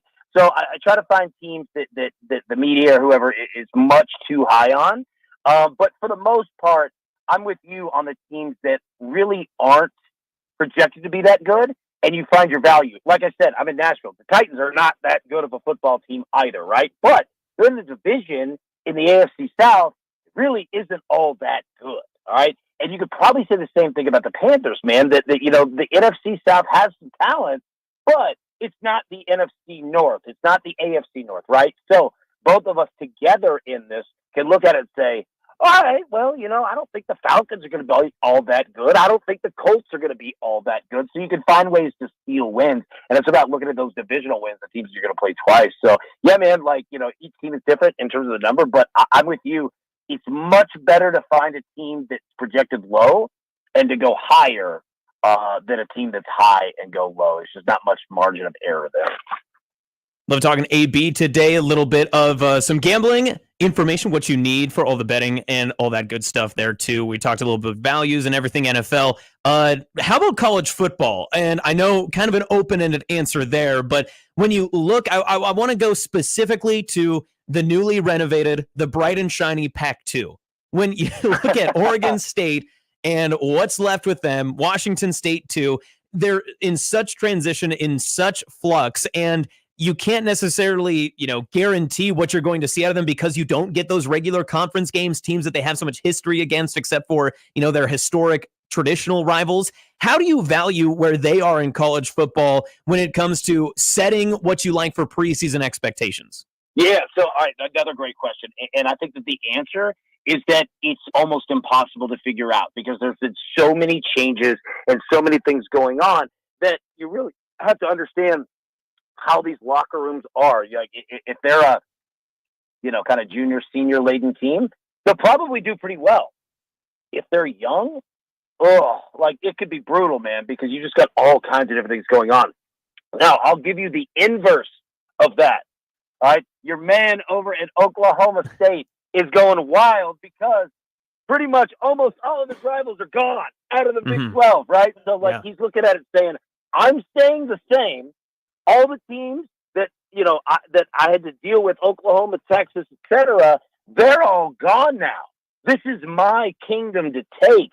So I think that finding those spots right there are going to be really good. I think that, you look at the Big Ten, like a team like USC, dude, their schedule is insane, and it's all different. They're acclimating to all different teams, different times, different stadiums. Yeah, that's a team to go way under on because it's going to be brutal for them, man. All right, Allan, appreciate your time. One last, give me something for today. What's a quick hitter that we can try to get one today, huh? Yeah, absolutely, man. Take the Marlins and the Rays over 7.5 in Major League Baseball because half the team has been traded away on both sides, and that's a good thing because now you have guys that are looking to get starting positions. They're going to be hitting their tails off trying to get these open spots. Low number, over 7.5, take it. And then the A's and Giants over 8.5 as well. That's a solid one too. All right, Allan, appreciate your time as always. AB, make sure you're getting back on. I know you're into this women's gymnastics final right now. They're on rotation too, so we're going to get you back to that, okay?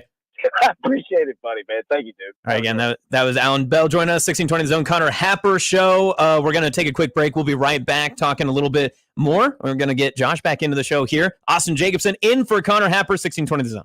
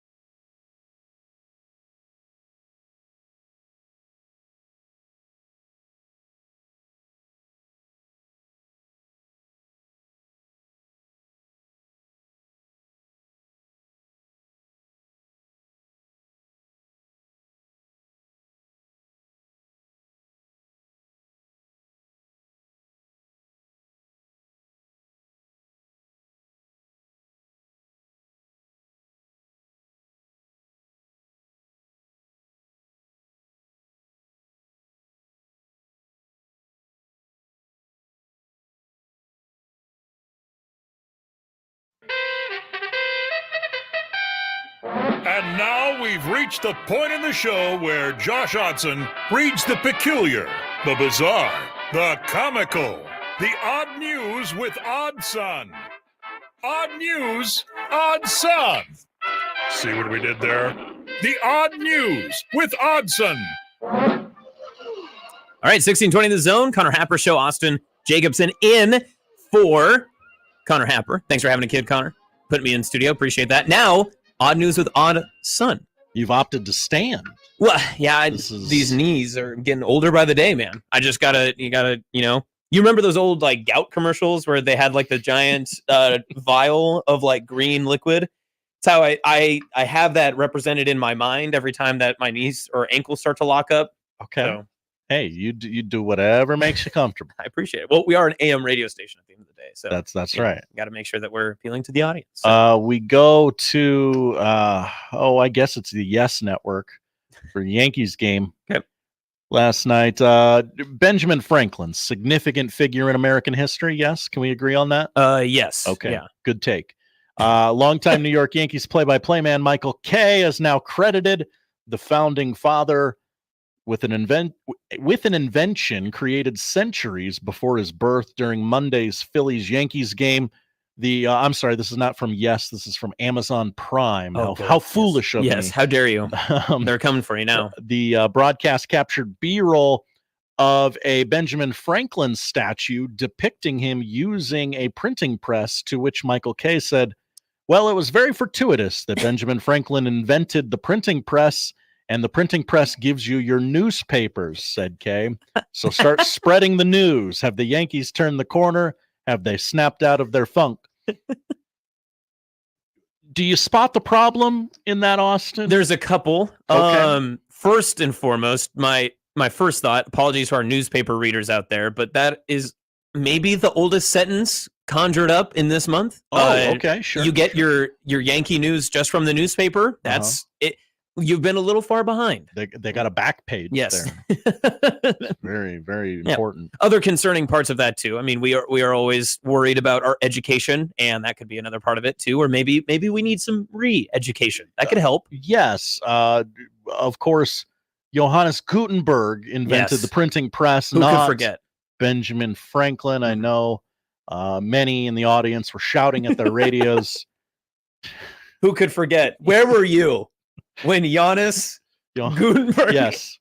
Where were you? Where were you? Well, he accomplished that task on an entirely different continent 250 years before Franklin was even born. But did Benjamin Franklin say it louder?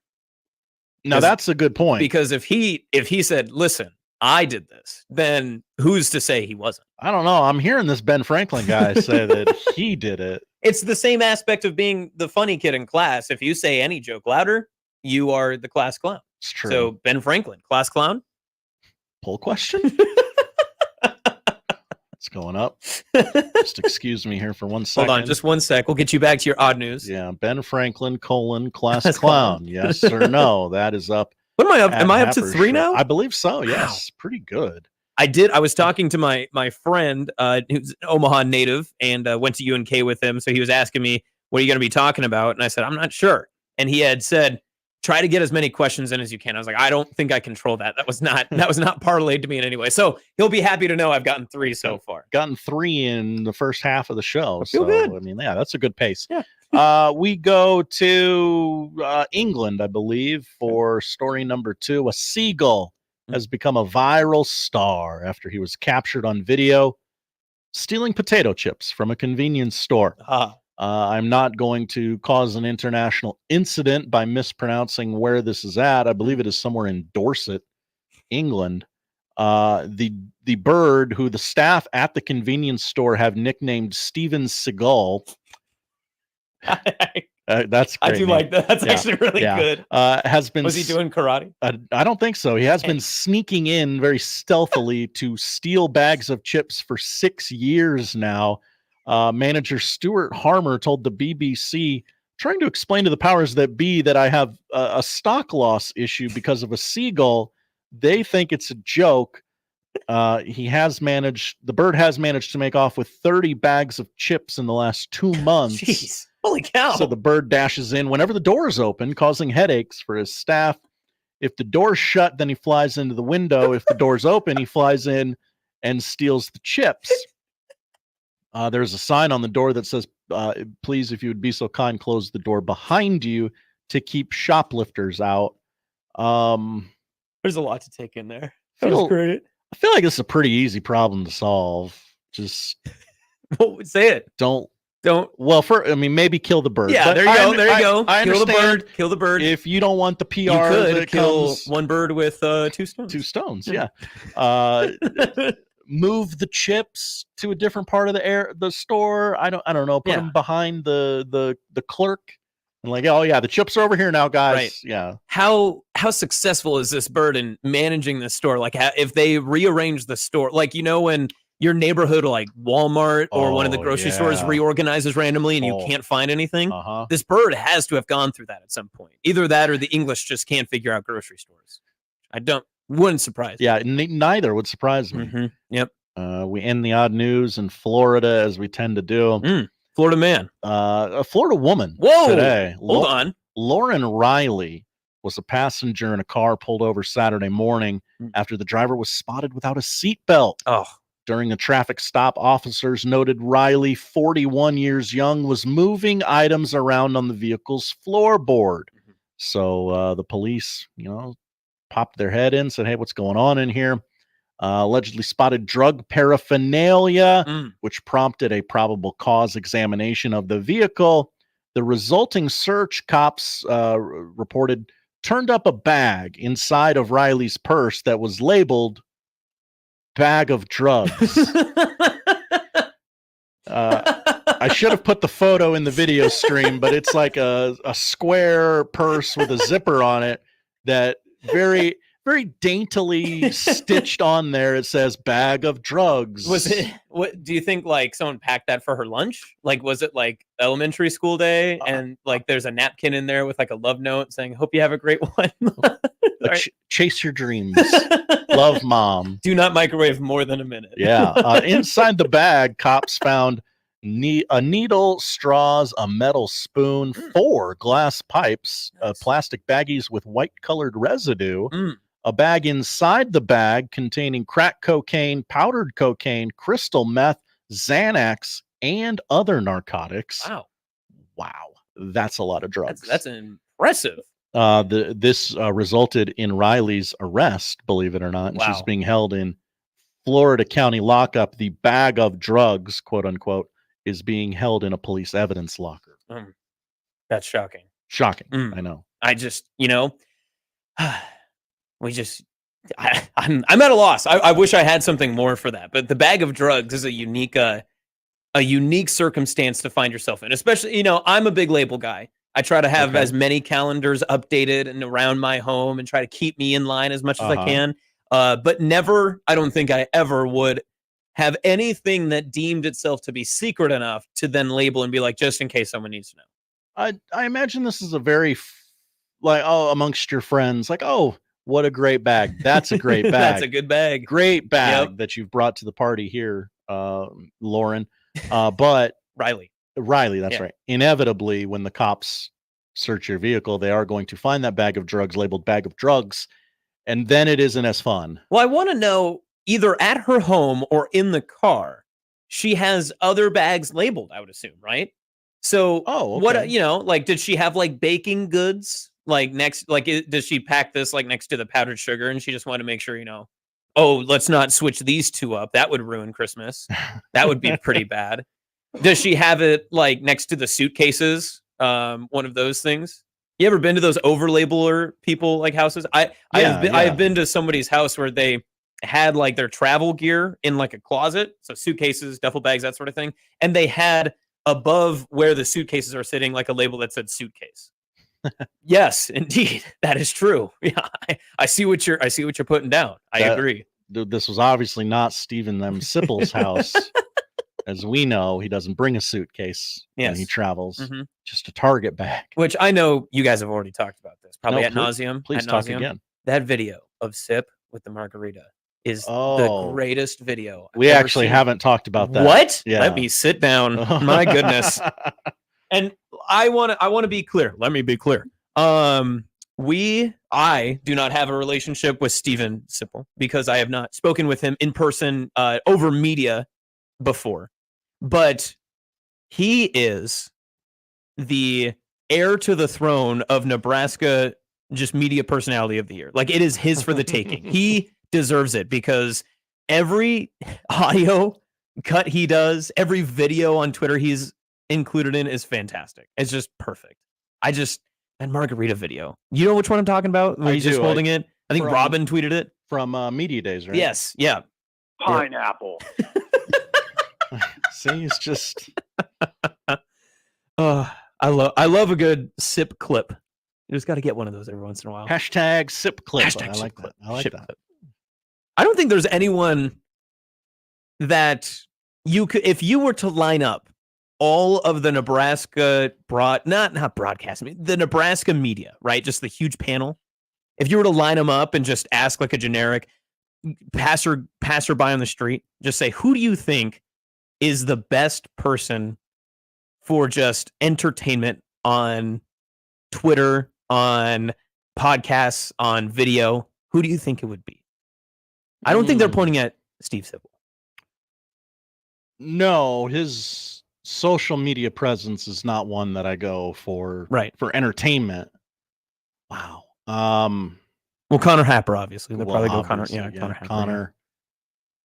Shafe's pretty funny because he's not so work focused. He's like, I don't really care about pushing my own stuff out there. I care more about commenting on society. I'd go Jack Mitchell. Yeah. Jack's up there, but kind of the same conversation too. I do love me a Jack Mitchell tweet where he just, hey, it's me from 2022. Time Traveler Jack is a great bit. Yep, that's a great one. That's good. I need to get in touch with that. I need to we need to have a training camp for how to run like a social media page personally. We should all go through Steve Sipple, Jack Mitchell training camp. Be good. What do you think? It entails very early mornings. Jack not getting kicked out, but forcing yourself out of Nebraska arenas to not be the issue in losses. Yeah, there's a lot there. A lot of good detail. A lot of good points. But if you are looking for more, again, good odd news there, Odd Son. Thank you. It's fantastic. I like that. A bag of drugs. Who would have thought? Bag of drugs. Bag of drugs. Maybe that's the next thing at the Met Gala. Later. Was that earlier this year? Later this year. It was earlier. So we're gonna have to wait till the 25 Met Gala for the bag of drugs. So, yeah. It's a shame. It's a real shame. All right, 1620 of the zone. Connor Happer Show. Austin Jacobsen in for Hap today. Coming up later this hour, we'll go back to school, summer school. Talk a little UCLA Bruins. James Williams is going to join us on the show. And then in the next hour as well, talk a little more Husker men's basketball. So if you're looking for more, 1620thezone.com. Connor Happer Show, 1620 The Zone.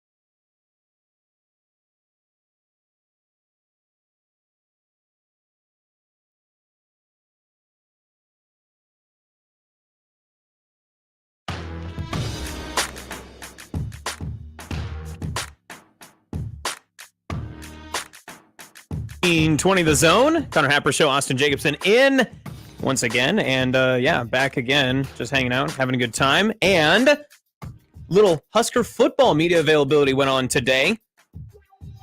So a lot of big things happening that, of course, we will blow out of proportion, I'm sure, for the next few weeks. And this is always the most interesting time, right, when it comes to press conferences, because it's all about, we talked about it earlier in the show, Husker fans love to talk about what they can't see.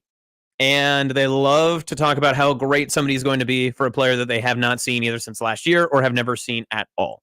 And it feels like that hyperbole maybe goes for everybody except for Dylan Raiola. Everybody, national media, and the recruiters, coaches, everybody saying how great Dylan Raiola is going to be. So maybe that one is a little asterisk. But this is the time of year where everyone's like, well, I think that our running backs are going to combine for 2,000 rushing yards and 15 touchdowns. That'd be great. I'd love that. And then they always, add in that all three of our tight ends will have 1,000-yard receiving seasons, all that great stuff.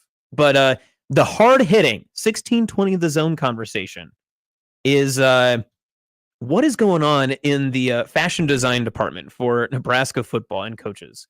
We're in a very unique situation. Matt Rule came out wearing his red schmuck with one white sleeve. Very unique. Very unique. Not a great look. How do you pair it? His wife, very busy, maybe too busy if she's not able to help him be like, hey, I don't know. I don't know about this one. Yeah. Let's are you sure? Don't want to go the old red polo? But we talked a little bit during the break here that the coaching staff fashion decisions are just very unique. Matt Rule talked first, obviously went up there, said how much fun the team is having. So that's good. Glad. It is a game after all. Good. Happy for them. I guess I do want them to be having fun. Given the choice between the two.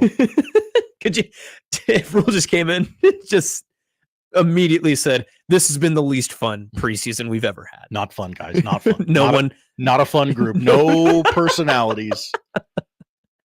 Oh, that'd be fantastic. Marcus Satterfield did not get the weather watch update that we're in a heat advisory. He's wearing a dress shirt with a gray pullover over the top. And no sweat yet from that man. So he's yet to step outside. There's no way that he has seen daylight yet today. I don't think you explained it well. What do you think? What he's wearing? What do you mean? He's wearing a sweater. Yeah. Like it's a great pullover. Yeah. I mean, it's a long sleeve all the way through. Yeah. And it's a collar. I'm not for sure if it looks like a dress shirt. It does. But if they had any semblance of a practice before this, he was coaching from the booth because there was just no way. He was in air conditioning the entire time. Because there is not a bead of sweat on that man. Now maybe he got to the office today and is wearing that looks to be I'm going to say lavender dress shirt underneath. Maybe it's a polo, and maybe it's a 2-color. The guys said, "Hey, Marcus, we're doing that media thing today. Remember? Oh, what do you what? I got this. Yeah." Now it's the football facility. There's probably a closet somewhere full of. Well, and they got him the most generic Adidas sweater ever. There's no Nebraska logo. There's no red. There's no Nebraska. It's just a black logo Adidas gray sweater. He looks like he is ready to take a church youth group on a field trip. Or he also kind of looks like when your mom asks you to put something nice on to go to church, and you're like, oh, what's my nicest athletic sweater that I could put on? I'll put this over the top. We're going to Applebee's tonight. I need you to dress up. I like all Your that. uncle's coming into town. Hard-hitting journalism coming from 1620 The Zone on that. I listened to a little bit, the highlight reel, if you will, coming from Ed Foley. He mentioned that the team was working out during some of these practices, scrimmages, and that they will continue to do it in the fall, practicing at night in Memorial Stadium with the lights on, getting prepared.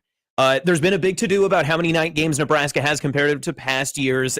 It's not quite the 11 a.m. kickoff anymore. I never heard Frost practicing at 11 a.m. to prepare for those. But is it a big enough deal that they're going to be working out at night? I would actually say this is a good thing. And some people may say, keep to your schedule, do what you can. You don't want to, ruin the flow of camps, especially before school starts and whatnot. But if you take it from the school of Bill Belichick, whom Matt Rule does have a relationship with, brought into a coaching clinic, has had numerous conversations and a lot of praise to say in previous press conferences. He always talks about the details, right? And all the little things that no other team's going to prepare for. I'm not sure how many other teams have the capability of preparing for a night game better than Nebraska. And not saying that Michigan wouldn't go out to the big house and do that. Not saying that Penn State wouldn't, get comfortable in that. But there's something with Nebraska that you have so much more college football primarily access that you can get away with these sort of things, practicing at 7 o'clock and 8 o'clock at night, putting the lights on, getting ready. It's a different atmosphere. And to prepare for that, get ready for it. I wonder how in-depth they go. Like, do they pump in a lot of crowd noise or how does that look? I like this, though. I think that this is a good thing. I think some people will make a big to-do about it and just say it's a whole lot of nothing. I actually think this is a very good thing, especially early in the year. Your biggest game is game 2. It's a night game against Colorado. I like that they're doing it. I would argue that Ohio State and Michigan don't necessarily have to practice at night because they're a little used to it. Yes. In a way that Nebraska isn't. Mm-hmm. Well, and how many night games did they have? So Wisconsin was a night game at the end of the year. Northern Illinois is a night game. Illinois was a Friday night game. And what else did they have any others outside of that? I think that might have been it. Minnesota to start the year. Minnesota. Right. NIU, Illinois, Wisconsin. Yep. Wisconsin. So not too many, but this early stretch, and you can talk about the Friday night game that they have with Illinois at Memorial Stadium, and just this long string of games. The Iowa game at the end of the year is a night game. High probability some of these other games. I wouldn't doubt that they'll probably get USC at night just because that's going to be a later kickoff Pacific time. So you're going to be looking at a lot of these different games that this is a good thing to prepare for, especially doing it early on in the year. And it's also probably a way to get the kids out of the heat because you see that quite a bit too. Yeah. Working on the smaller school side, UNK did this last year. They had a huge heat wave that came through and the coaching staff just said, hey, we're going to host a lot of our stuff like 7 or 8 o'clock at night. We're just going to practice then because even early in the morning, it's too hot. We'd rather be in the shade rather than the rising sun. And again, player safety, that's another big thing. Everything Rule does always translates back to something he said. And I think that that's good. So preparation, player safety, I think this relates back to pretty well. We joked about it there just a minute ago, but having fun was basically the premise of what this entire press conference was. Rule said it a couple of times, said that they're having fun. The coaches have moved into the dorms. The coaches moving into the dorms thing, I think, is a little bit more, maybe it sounds great to say. It gets some of the Husker fans feeling good about the coaching staff, how they appreciate the players, that they're in it together, all that stuff. I don't know if that's real, but the past year when we got all those inside looks and there were pranks being pulled on the coaches, specifically Garrett McGuire because he's 22 years old, 24, something like baby that. Boy. Yeah. I like that stuff. I think it's great. But again, camaraderie got you to 5-7. So at what point do these things, what translate and what doesn't? Mm-hmm. And there's only so many things that I think you can genuinely find. Rule's doing what he thinks is successful. I think these are all good things. But it's not necessarily to say that these are all things that lead to winning yet. Now, that could all change. Maybe everybody will start moving into their dorms early next year if Rule and the Huskers go and make a huge run and they're 10-2 or something. Hey, this is what we do here. We did it last year and it worked. We're going to keep doing it. Right. Yeah. Again, just to kind of recap as well, Tristan Alvano, he has a groin injury, did have surgery during the offseason. It should be a quick recovery. People moved into the dorms today. I like this comment too. Coach Rule has talked a little bit about the Nebraska way in all of his summer press conferences, what the state means to him. He's reiterated these points specifically since he was hired in November, December 2022. He said about Corey Campbell strength training that he wanted the strength summer training to give him a tough team. What does that necessarily mean? I think it's not necessarily physicality. It's not necessarily injury prevention. I think it's mentality more than anything. I think it means when you are in November and a Pac-12 school is going to come to Memorial Stadium, it's going to be a bit colder. If you're playing Iowa in Kinnick on Friday night for Black Friday, how do you get through that type of game? I feel like that's the mentality he's trying to build towards. And it seems like everything, again, these steps are good, but it has to lead to winning. Because if you come out flat against UTEP, you have like a South Alabama from the second year of Scott Frost, and it's a little bit slower. And you're not, it doesn't look right. It's a win, but it doesn't look like a good win. And then you come out flat or lose potentially to Colorado, people won't forgive you for all the things. You don't get grace for moving into the dorms. You don't get grace for anything that you did there. But maybe if it leads to winning, you do whatever it takes, right? It's kind of like the Dabo Sweeney style, where every weird thing he does led to national championships, and everyone was like, "Okay, yeah, sure, he's just a weird guy. Sure, Must be him. Yeah, right. I noticed you called it the Nebraska way. Mhm.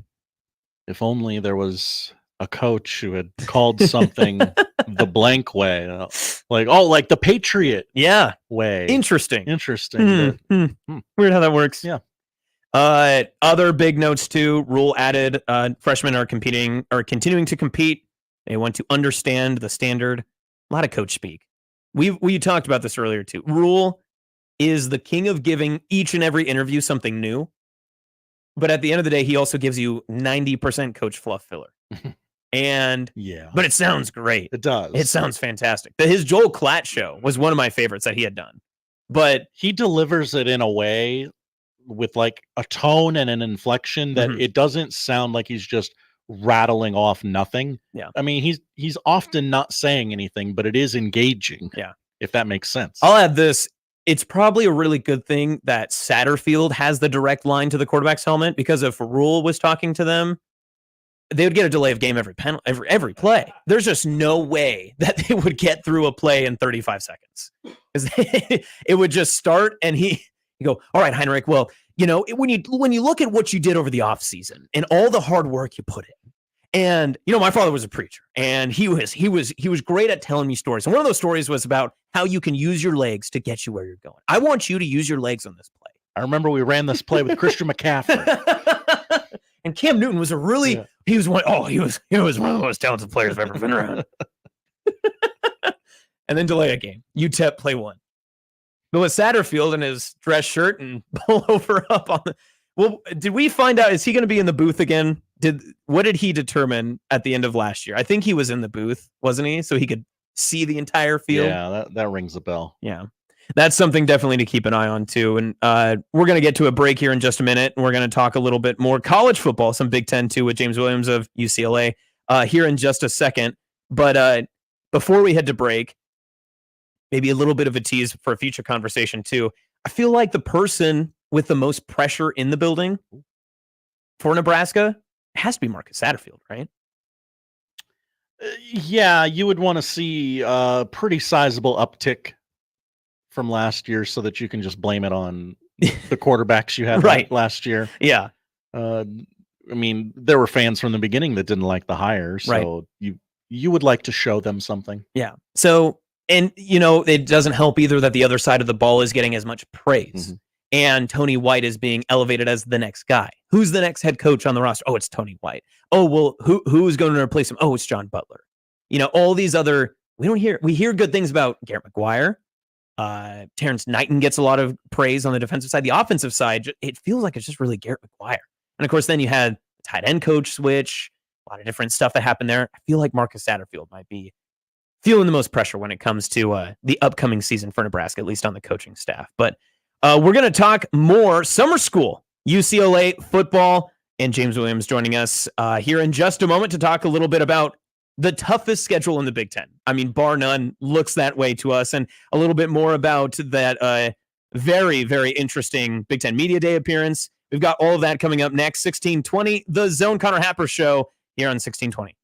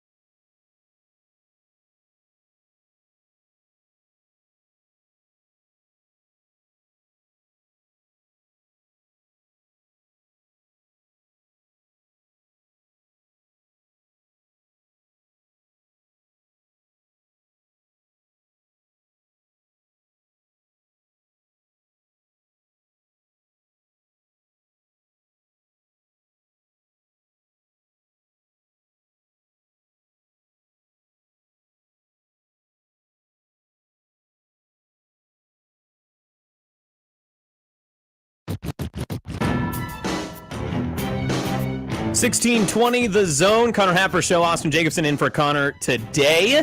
1229 in Omaha right now. 90 degrees, heat advisory going on out there. All good things. And it's summer school. And joining us in the program, James Williams of the Southern California News Group. James, how you doing? I'm doing pretty good. First of all, I appreciate you guys having me on. This is, again, I'm kind of getting into my routine here for Big Ten stuff now as football camp begins for UCLA tomorrow. Obviously, these time zones and whatnot, it's 10:30. It's a little early for me for a non-camp day, but we're here, and I'm excited for the season. How are you? I'm doing great. Interesting to bring all that up. Let's start there. Coming from the West Coast, and as we learned at Big Ten Media Days, UCLA is in Los Angeles. Yes. How interesting is it now to know that you routinely need to be checking in on the East Coast with the Rutgers Scarlet Knights time zone? Is that tough an adjustment? How much effort have you put into that in the preseason? You know what? Not a lot. Not a lot just yet, but obviously with camp starting and I'm about an hour and a half out from LA, so I have LA traffic, so I'll be getting up early from that. So by the time game one comes around, or by the time we kind of get to that first week of game week there, I should be in football shape. So ask me in a month or so. But yeah, no, I'll get there. Perfect. Well, love to hear it. Again, summer school, learning UCLA football here with James Williams, Southern California News Group on 1620 The Zone. You mentioned a little bit about the time zone differences. Want to kind of roll right into that. So many times in college football, and maybe not as true anymore, but especially a decade ago, we talked so much about how there were those regional differences, especially in the conferences, right? When Chip Kelly was running Oregon, you had all the widespread Pac-12 after dark. SEC football was big and lumbering and tough. Big Ten was cold and fullbacks. Do you feel like UCLA is ready to go through maybe some growing pains going into the Big Ten? Are they prepared for that change, or is it kind of keep the status quo going and we'll adjust on the fly? Yeah, I mean, I don't know how ready you can be for it until you kind of experience it, right? Like, I think you just kind of have to go for it. But at the same time, that doesn't mean it's going to come easy, right? And I think that was at least one of the early takeaways for the small group of guys and Coach Deshaun Foster when they went to the Big Ten Media Day, because it wasn't in LA around the corner how it had been most of the previous years, and then the last 2 years in Vegas, right? It wasn't just a quick trip. They had to take a business trip across the way a little bit. And, I mean, obviously that's a quick turnaround, all things considered, when it comes to media day. But I don't know. I mean, they're going to have to be ready for it, whether they like it or not. They signed up for it, and they're going to have to get used to it. But I think it's going to take some time to get adjusted. I mean, they're saying all the right things and saying they're ready for it. And obviously, Deshaun Foster has his kind of NFL background there as a player, and hitting the different time zones when needed during that NFL schedule. So at least for him, he's saying the right things and kind of has a better idea of what to expect compared to some of these other guys. When Chip Kelly was there, they were usually on a pretty good kind of a sleep schedule regimen. Their diet and stuff was usually pretty good. They had put a lot of resources in terms of money financially just to support the nutrition system they had there. So they've kind of been on top of it in terms of things like that. Now, I mean, they've gone to Washington, Oregon, et cetera, to travel around during Pac-12 play. But yeah, a lot of their non-conference games the last couple of years have been at the Rose Bowl. They've had like 3 non-conference games. So they haven't had to do a whole lot of travel. So they're going to be racking up the miles this year. And we'll have a better idea of what it's going to look like going forward, obviously, by the time we get to the end of this year. But there's definitely going to be some growing pains, I'd have to imagine.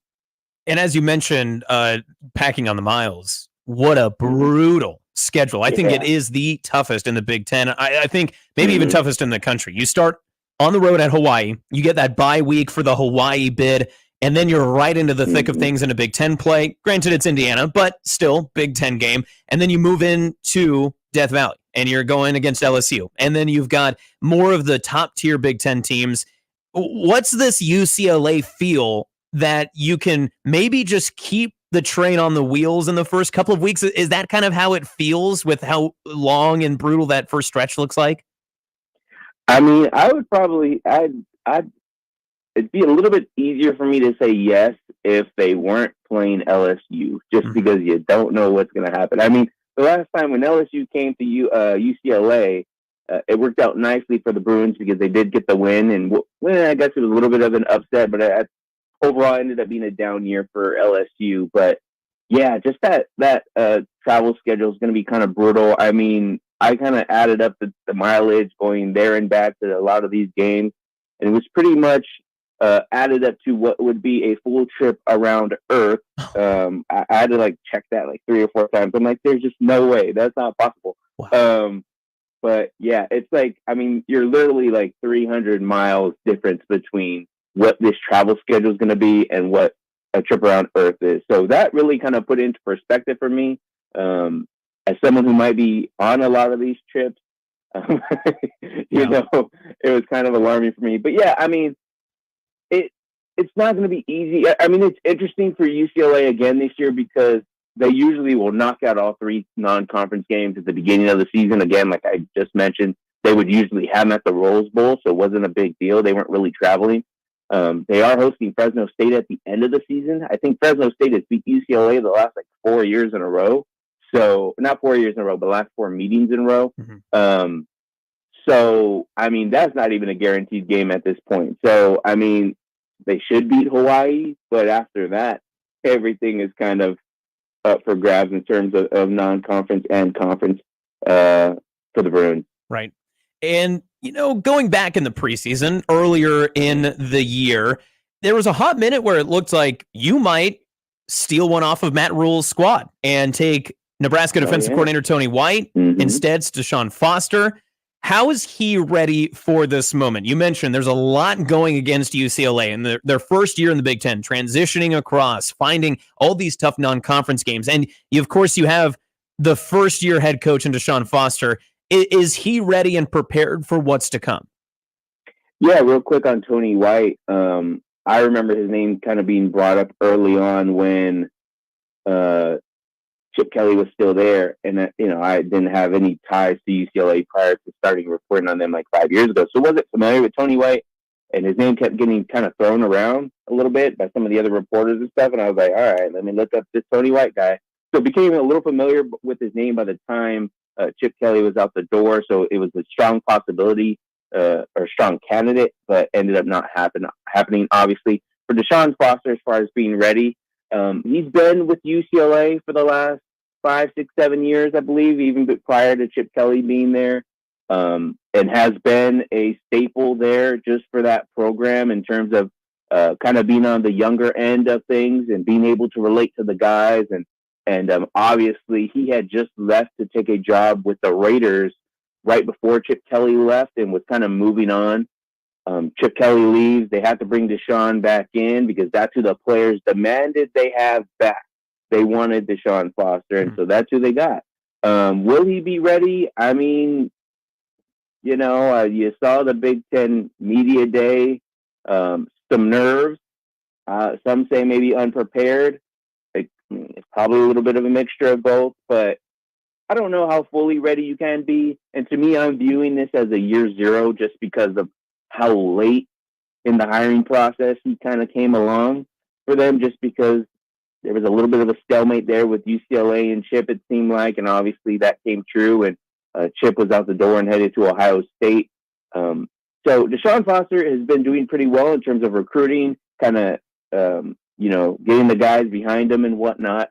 I think it's just a matter of they kind of needed those few months that they didn't get, like a lot of these other new coaches that got an early hire during the cycle. So I think Deshaun, obviously, is probably still playing a little bit of catch up in terms of that. And they probably put a lot of their resources towards recruiting early on.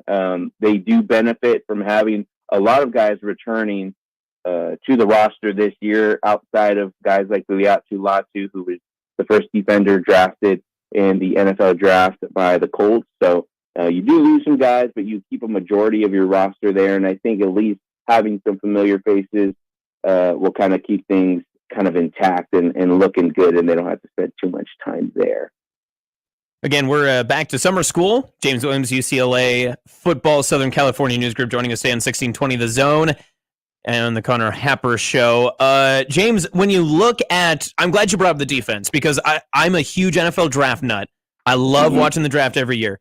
It feels like there's always a UCLA defender that's talked about being a top 15 pick or a first-round pick or a guy that just sneaks into the back end. Is there a UCLA defender on this year's roster to be on the lookout for that could potentially be maybe that key piece for Foster's first defense? That's kind of interesting because, the last couple of years there's kind of been somebody. And I think maybe that might be part of the fun this year is trying to find out who that's going to be. Some names. The linebackers are pretty solid this year with Kane Madrano coming back. And then you also have Olufemi Oladipo, who transferred in from Cal prior to last year. I think those are two guys that have a chance to kind of make some noise as the top defenders there.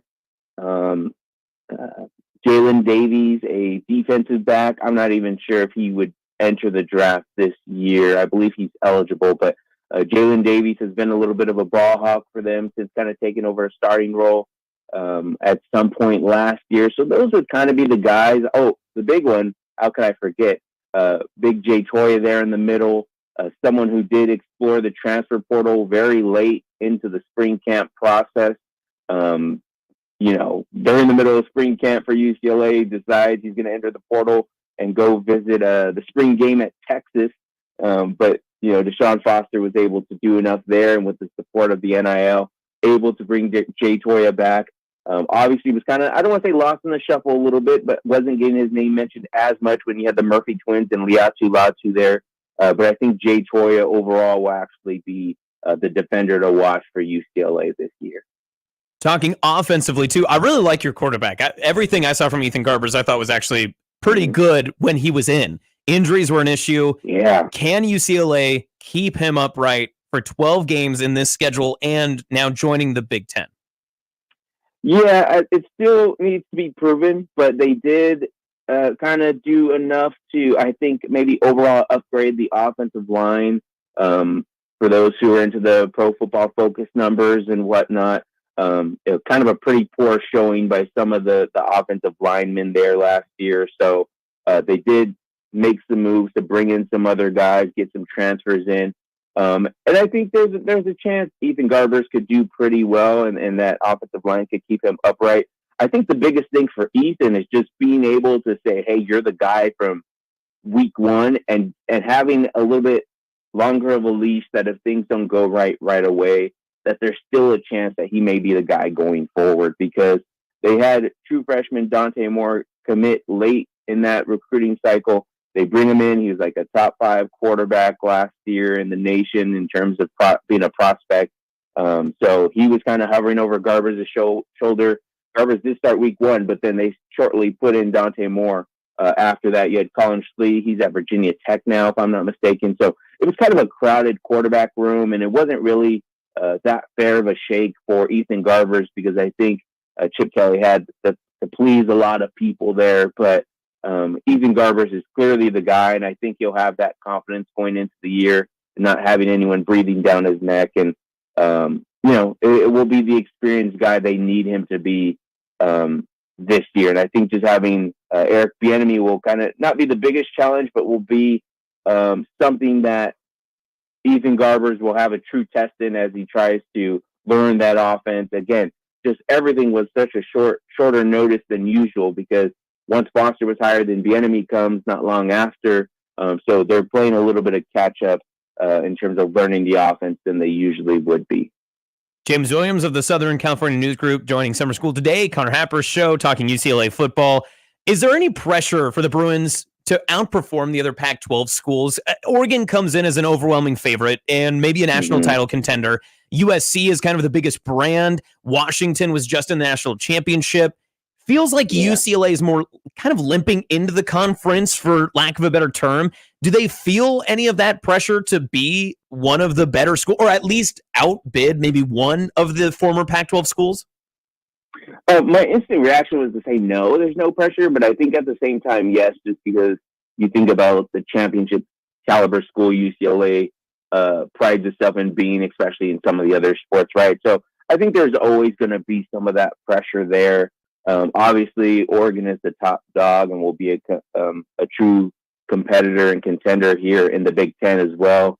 I think obviously Washington had been in the mix, but they're going through some coaching changes as well. Maybe they take a smaller step back.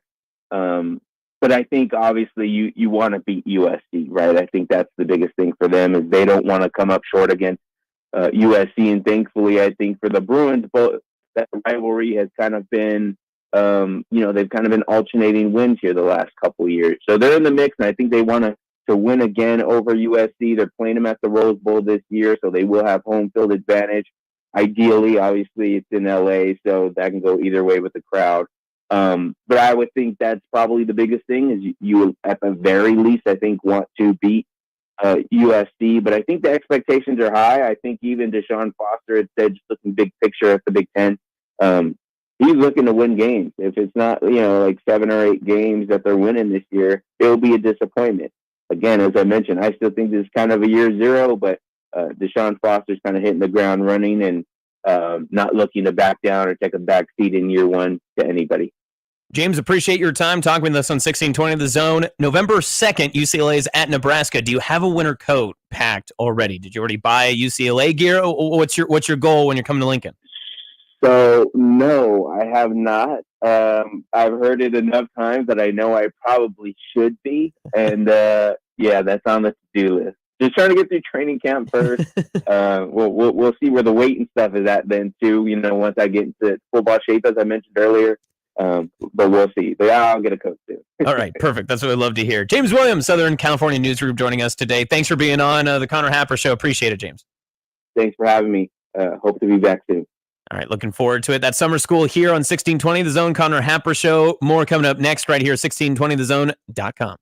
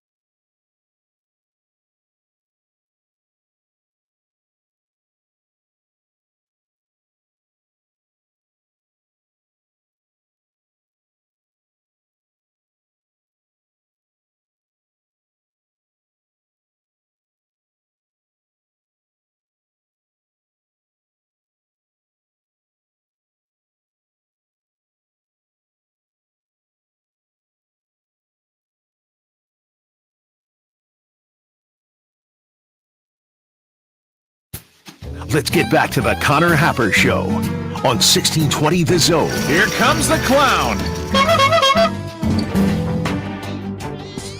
It's a bit of a mean intro, what do we think? Well, I guess it's for Happer, not for me, is it? Yeah. I appreciate that. I didn't build that for you. I would hope not. No. You know, Josh, the way you operate back there is incredible. Do you have an in-game headset?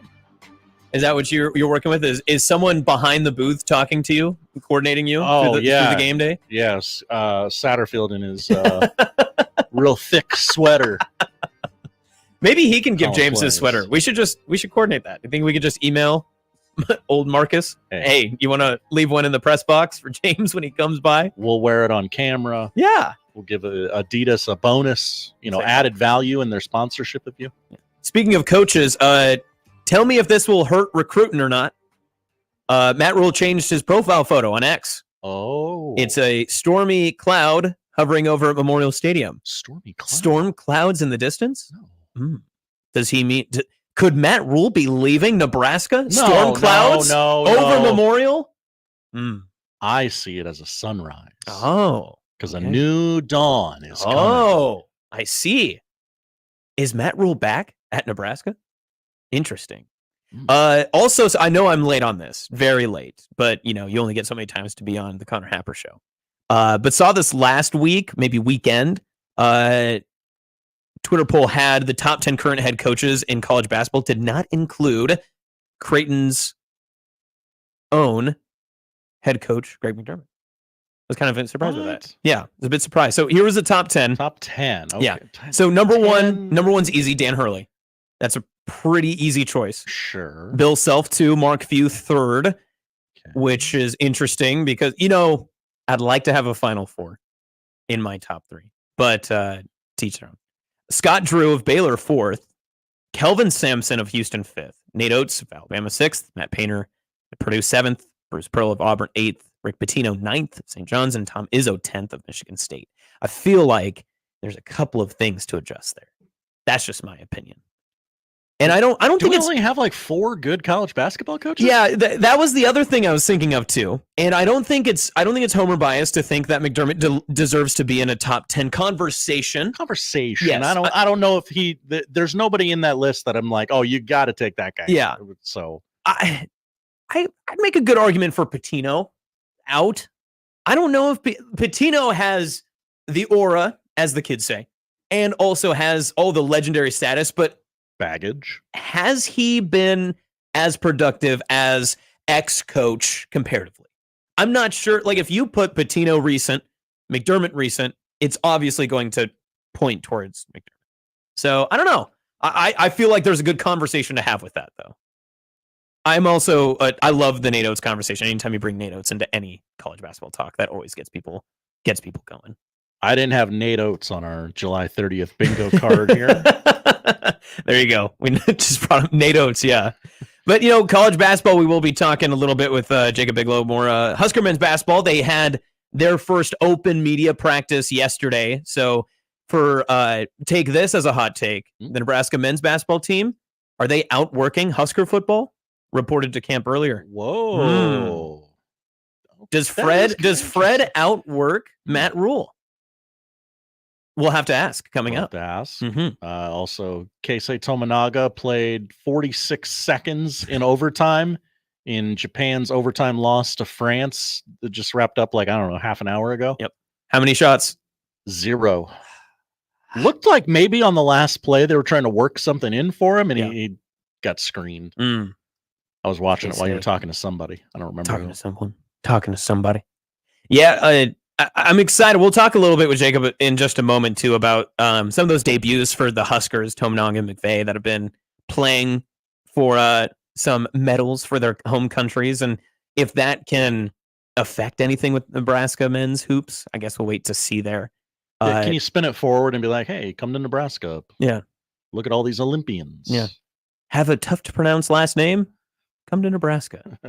Not the most difficult one, but just something to get Kent Pavelka going, right? And I want to hear about the Weirdo softball team. Yes, don't worry. We will for sure talk about the they JMSE, right? Or are they just JME? JMSE. JMSE. Jack Mitchell softball experience. Sounds a little messy. I like it. I don't like it. I don't like it one bit. But we do like Jacob Bigelow talking with us here in just a little bit, joining us on the Connor Happer Show. And I'm going to write it down this time because I cannot remember it. What is our TV link? I got 1620zone.com. You're going to have to help me out. ZoneTV.live. Fire that up in the old URL and we're on your screen. Yeah, that's right. Because these beautiful faces were meant for that. That's right. Mhm. There was a question on Jeopardy last week about a face for this is a common phrase amongst people who work in this industry. Is it what is radio? We're more than just voices now. My favorite thing is when people find out you work in radio and they're just like, oh, you have a face for radio. But my other one is when, oh, I could see that. You have a voice for it. You did not think that when I first met you. No way. The first thing you thought when you heard me talk was, wow, that guy must work in radio. It's great. Do your radio voice. I've gotten that quite often. It's just me talking. Yeah, it's just the same. It's actually a little deeper. Oh, I got to impress people. Bring out the bass for the. Well, yeah, I was a tenor, so you got to be tenor. I'll stay quiet. No big deal. No big deal. All right, let's get into Jacob Bigelow when we return. It's Connor Happer Show, 1620thezone.com, zonetv.live. We got it right there, 1620 The Zone.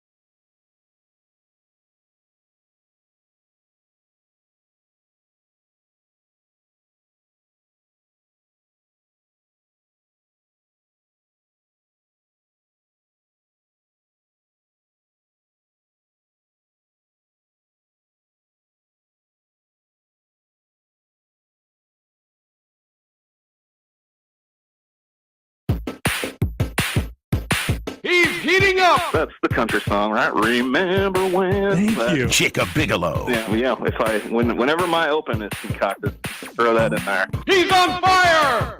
Jacob Bigelow, Huskers Illustrated, on the Connor Happer Show, on 1620, The Zone. Boom shakalaka. 1620, The Zone, Connor Happer Show. Austin Jacobsen in 1 o'clock. 91 degrees out in Omaha. Jacob Bigelow on the line from Huskers Illustrated. Jacob, how are you doing today? Are you surviving the heat wave? I am, man. No, I'm doing all right. Good to be here.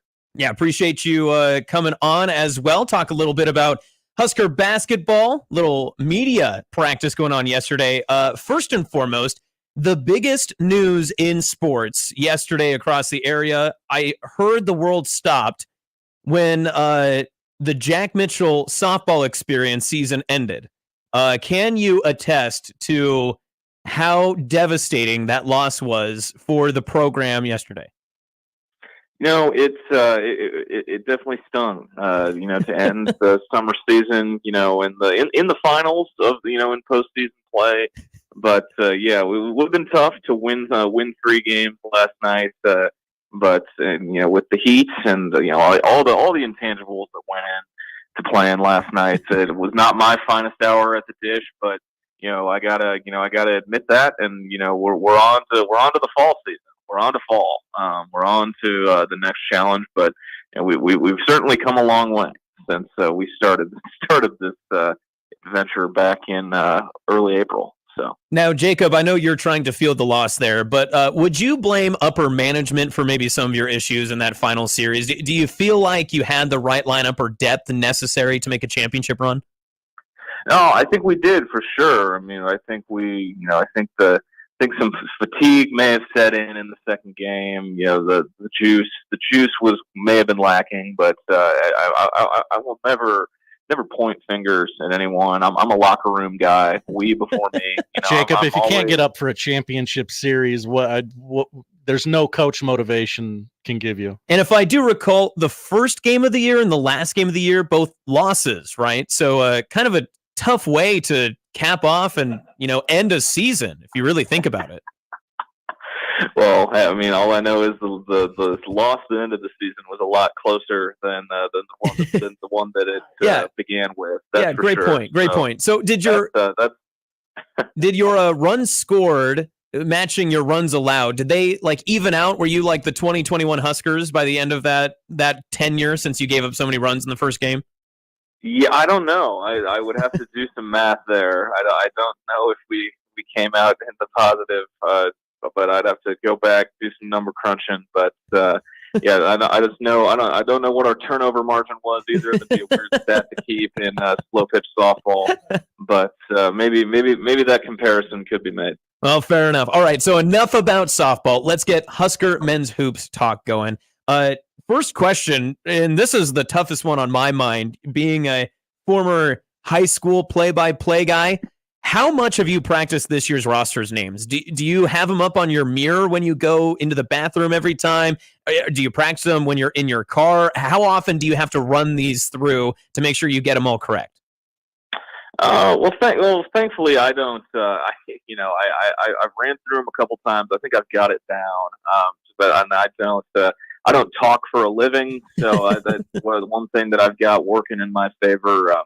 I know that those that do that are going to be around the program quite a bit. They're working, get it down to a science. But I think once you get a couple reps in with some of these guys' names, it just rolls off the tongue. After that, it just takes the reps. That's all. Yeah, fair, good. And as we noted earlier in the show, there, Josh, driving reps always good, and name reps always good as well.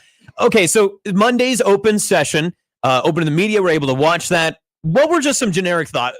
Just opening thoughts? You saw the guys kind of go through some stuff. What were some of those things that you noticed right off the bat that kind of stood out to you? I unfortunately was not able to attend, but I was given some information from folks that were there, and they they did a couple shooting drills and they ran some 3-man weaves, so nothing really earth shattering. You obviously don't want to make any sweeping sweeping declarations on July 29th about a season that doesn't start until November. But a couple things that I was told stood out. Shooting from guys like Connor Essegian, Nick Janowski. Braxton Mia did not participate in the portion that was open to the media, but he, it's as corny as it sounds, 7-foot man is tall. Yes, he is quite tall. He is quite taller than everyone else on the roster, and I don't know if Nebraska has had a player with his length and athleticism, the combination of that in quite some time, and then it's an experienced group, and plenty of new faces. But I think the big takeaway, and we heard it earlier in the month when Bryce Williams and Jawan Gary did media availability. I think they've definitely ascended into the leadership role, as the old heads on the roster. And of course, talking about those old heads, we kind of know what they bring to the program. They've been talked about a little bit, but it's really all the fresh faces everyone wants to chat about.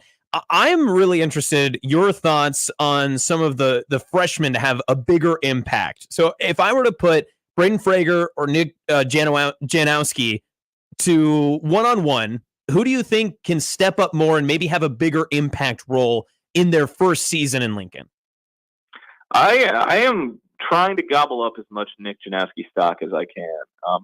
And that is no slight to Braden Frager whatsoever, but the things I've heard about Nick Janowski, I think if he could live in a gym and just work out all day, he would. I think that's what he enjoys doing the most in his spare time is getting in the gym and getting shots up. I could go into all the coaching cliches, gym rat, hard worker, all those things, but it appears that Nick Janowski is doing whatever he can to better his game, and he's a competitor, and I think he could have an impact as a true freshman if he continues on the trajectory that it seems he's on, and I think the coaching staff's very high on him too. We're talking with Jacob Bigelow for Huskers Illustrated on Husker men's basketball. Had their open Monday practice yesterday. Talking about Fred Hoiberg specifically, there's been a lot of adjustment, a lot of transfers, and a lot of change to this roster from when the season ended in that very short NCAA tournament bid to Texas A&M, especially with Tominaga leaving the program, some other faces kind of moving, adjusting in. How much will this team look different, maybe in terms of style, play, tempo, comparative to what we've seen from last year? It could look different. I don't think it's going to look like night and day different. I think the end of the floor where I'm most interested to see possible changes is on the defensive end. When you've got a guy like Mia, and then you've got some other, you've got some legitimate depth inside with him and Andrew Morgan, and I think there could be some small ball lineups with Berke Buchengel, playing inside as well, even though he's more of a stretch four. But they got bodies, and I know they like to play that no middle. I've described it as like a scramble drill when they're trying to get out to the 3-point line. But I'm interested to see what they could do, defensively, and then offensively. I think Fred Hoiberg offense is going to look like Fred Hoiberg offense. The personnel may change, but I think the end goal stays the same. Pace, space, at least 4 out, maybe sometimes 5, depending on lineups, and I think there may be, there's going to be some shots that opened up with, the departures of some guys, but I think offensively it's going to start with Bryce Williams on the offensive end. I think he's going to be their go-to guy on that end. But I think there's definitely some more shots, some FGAs that have opened up due to departures between this past season and this upcoming year. Great job on Berke Buchengel there. I was really glad to hear that one. I'm glad that you got that because I know everyone's chomping at the bit to hear Jacob Bigelow talk a little Buchengel, Berke in there. Absolutely. I got to give the people what they want. Right, exactly. So giving the people what they want, excellent point there, because that non-conference schedule is not exactly what everybody was hoping for when it came out. A lot of people look at it necessarily maybe like a cupcake, tough to be able to overcome. Some of those lighter scheduling, especially when you look at later in the season, when you're trying to make an NCAA tournament bid, if you're wanting to get in the season, wins look great, but who you beat and how you beat them is also important. Is it okay for this year's Huskers to maybe have that non-conference schedule just with them still working out the kinks and trying to make sure that they're ready for this upcoming season with all the different change that might be coming to this roster. Do you feel like it's actually a good thing that they have maybe a lighter front half of the schedule? I don't know if I'd call it a good thing for sure, but I mean, it's in the similar vein to last year, right? Mostly a new team. You got to get some reps, with these guys on the court playing together. You practice and workouts are all good, but, when you're, in between the lines for 40 minutes, that's when it really matters. And, it's in a similar vein. And I know, people still have basketball PTSD from the 2017-18 Nebraska team that won 22 games and was a 5 seed in the NIT because they hadn't really beaten anybody, and the Big Ten was down, and all the intangibles that went into that year. But I think the Big Ten, the new bigger Big Ten, with the West Coast additions, I think it's going to be a better league top to bottom this year. I think it's going to be deeper. I think there's and it's you just gotta take care of business in Big Ten play, and that's I think that's the goal for Fred with the non-con for Fred Hoiberg is ramp up to get you ready for the Big Ten. You have obviously the two marquee games, the neutral site game in Sioux Falls against St. Mary's, who's always going to be a solid program as long as Randy Bennett's on the sidelines there, and then 5 days later they come up to Omaha to play Creighton on a Friday night. So those will be the marquee games. You get the neutral site, MTE, where the field kind of leaves a lot to be desired. But I think the idea is to ramp up and play with some lineups, see what your team looks like, and then you're ramped up and ready to go for the grind of Big Ten play. Jacob Bigelow, Huskers Illustrated, joining us today, 1620 The Zone, Connor Happer Show, talking a little Husker men's basketball. Wanted to ask you some recruiting questions here. Obviously, Olympics going on right now. Keisei Tominaga, as Josh just told us minutes ago, Japan fell in overtime and played 46 seconds of that overtime period, has not attempted a shot yet. But Jack McVay on the other side has had some more experience. Does the Olympics have any case for Nebraska to maybe pitch more of the transfer portal additions and maybe showcase and parlay maybe some new opportunities for transfers or other recruits, international recruits, to bring into Lincoln for Fred Hoiberg? Or is this just something I've made up in my head because I'm just watching a couple of former Huskers? Unfortunately, it's most likely something that you maybe have made up in your head. I think it's, it may be a part of the pitch to two international guys. I mean, obviously, these past, this year's team has some international flavor to it. And in years past have too under Fred. But I mean, these guys, like if you're on the track to represent your country, at the Olympic level in the international game, you've been on that track since you were probably in high school. Like, I mean, it's a dream for these guys. Like, I was around Jack McVay for a couple years, when I was a student manager in Lincoln, and it's been his dream since he was a kid to get to represent Australia on the world stage. And he knew what he had to do, and he knew the work that had to be done to do it. And I don't think he spent some time at Nebraska, but I don't think Nebraska, it's cool to have a list of Olympians, especially when you're in Nebraska, and the question is always where's the history, where's the tradition, whatever, and you can point to we've got Delano Banton and Bryce McGowan, in the NBA. We've got Jack McVay on a two-way with the Rockets and representing Australia, and Keisei with Japan too. But I mean, it could all be used in part of the recruiting pitch, but I don't know if it'll make that much of a difference. Speaking on recruitment pitches, there are some big names in the state of Nebraska, one a little more locally, that waiting to find out more and waiting for an offer. Those are two different. First one being Amari Bynum. Where is he in maybe becoming closer to his choice? How is that whittling down? And then Kearney's Jacob Weber. And of course, me being a Kearney guy, this is where Josh is going to shake his head. Brought in the Kearney guy to talk about Kearney kids. But Weber picked up an offer from the Big Ten in Iowa a few weeks ago. Is he someone on the Huskers' radar? Yeah, I'll start with Amari. I know he's going to be on his official visit to Nebraska the weekend of the Colorado football game. The September 6th through 8th is going to be his official visit in Lincoln. He's got five visits scheduled, including Nebraska, but he's said that those, just because he has those 5 visits doesn't mean it's his top 5. I mean, I think he's definitely gonna go through the process and play it out, and then he'll have a big year ahead of him now as he moves down to Link Academy in Missouri, which has become a very prominent prep powerhouse in the prep school national high school basketball rate rankings. They've had some big names come through there the last couple of years, so it'll be a bigger stage for Amari to shine on this coming season. And then with Jacob Weber, he moved to Kearney from Arizona before last school year, and then he really he had a really big summer with ETG, playing on the Adidas circuit. I've never seen a shot that he didn't like. He's aggressive. He'll shoot that thing. I know there were a couple games where he had 6, 7. He even had a game with 9 threes, in his summer ball, season with ETG. So, and with how big he is, 6'6", good length, and can shoot it. It's a matter of time before some bigger names are going to come calling. But he's definitely the name to watch locally in the class of 2026 for sure. Still speaking here, Jacob Bigelow, Huskers Illustrated, talking to Nebraska men's basketball.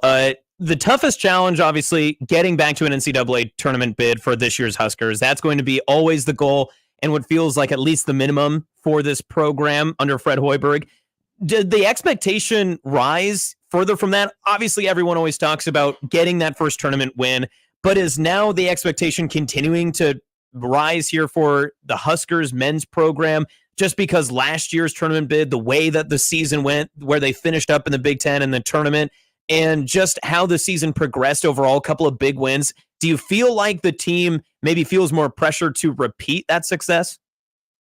I think they do feel, I don't know about pressure, but I mean that's their mantra is unfinished business, and they saw last year that it's possible to finish top 4 in the Big Ten, make the NCAA tournament, and have a pretty big home court advantage, where you can take down the number 1 team in the country. They saw just about everything that was possible when it's humming and the year's going good, with Nebraska basketball. And I think the expectation does rise. You want to see some sustainability. I mean, since Nebraska joined the Big Ten, in the Big Ten basketball tournament, they've either been in the bottom 4 or the top 4, no in between. They've either played on that first night on Wednesday night, or they've had the double bye to Friday.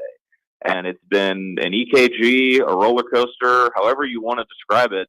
But to see some sustainability over multiple seasons would be a huge step for the coaching staff, for the program, and especially for the fan base, to breathe a sigh of relief and be like, there's still going to be questions every season about, do we even know these guys? Like, the whole new team every year. But, at the end of the day, it's going to come down to wins and losses. And after, getting a taste of what it's like to be back in the tournament for the first time in a decade, the people inside the program and outside of it are, they're going to be hungry. They're going to want to feel that feeling again. And they're going to be chasing, the feeling of, getting over the hump finally, and not having to see that Nebraska N on the graphic with the word never every March when they show, longest NCAA tournament drought.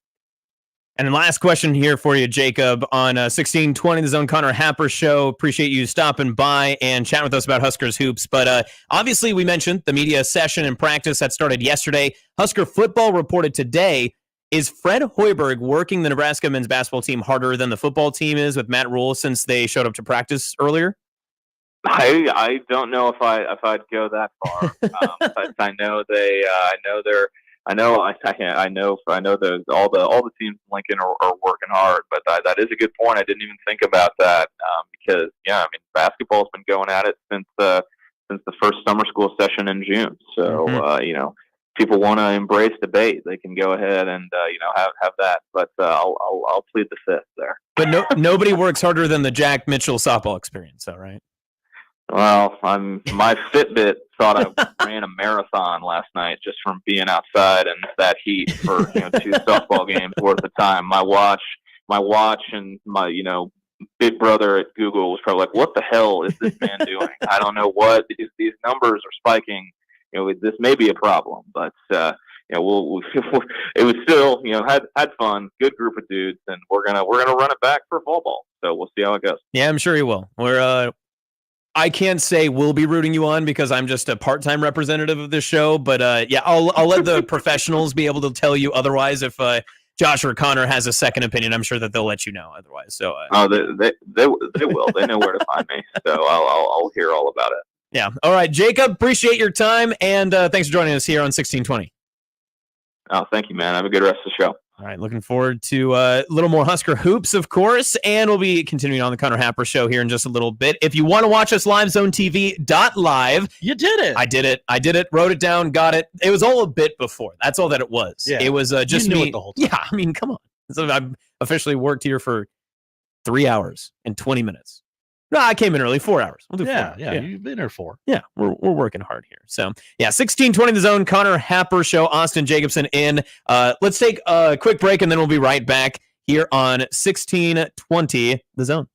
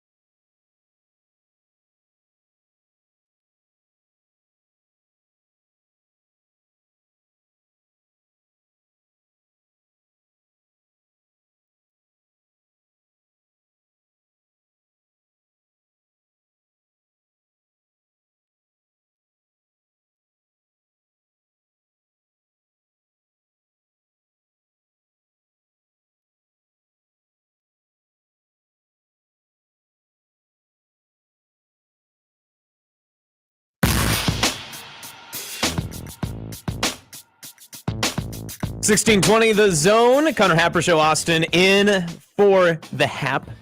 And more media day stuff happening.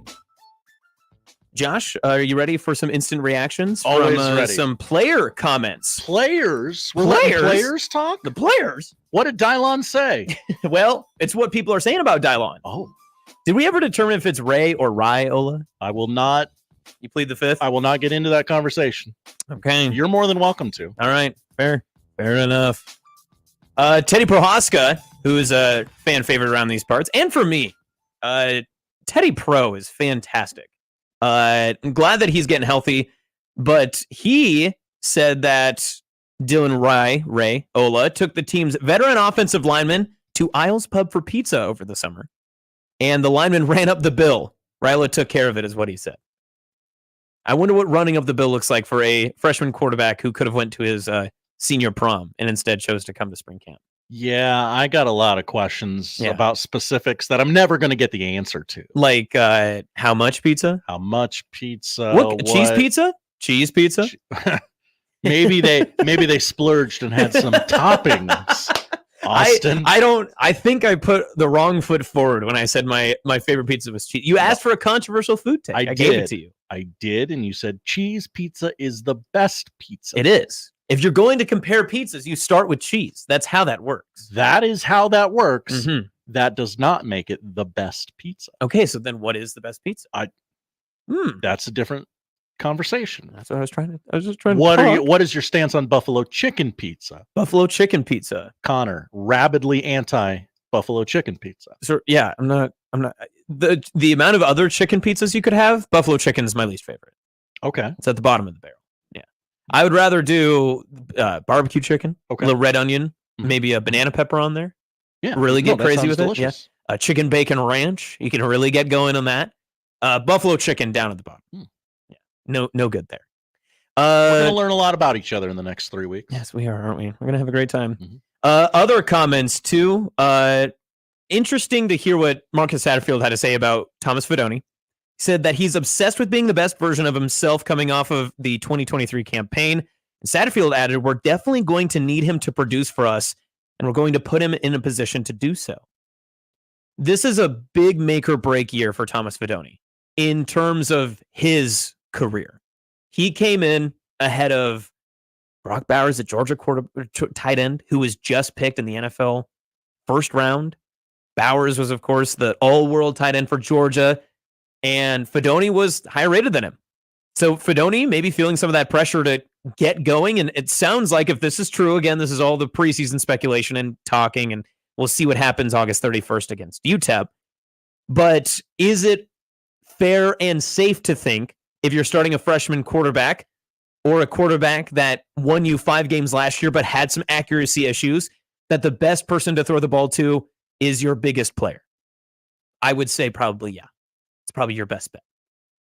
And I think for Thomas Fidone himself, maybe some more creativity with the more experienced receivers around you could really help you out as well. I think that there's a lot of positives that could go into Fidone, especially being finally healthy. So I'm not going to say that he's going to win the John Mackey Award or that he could be first team All Big Ten. But the way that Nebraska fit him into the system and made him such a priority, you could tell they were trying to get the ball to him. It's just the accuracy issues at times and the turnovers just did not parlay him into a very great spot. But this is a good sign, I think, moving forward. But I feel like the question has to ask itself, who do you need to step up more if you are starting Dylan Raiola for his first year leading the Nebraska Cornhuskers, hopefully into their renaissance? Is it the tight ends, Thomas Fidone specifically, or is it your young receivers? Who does he need to connect with more to have a more successful season?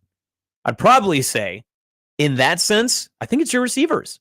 I think for continued success, you need receivers to step up.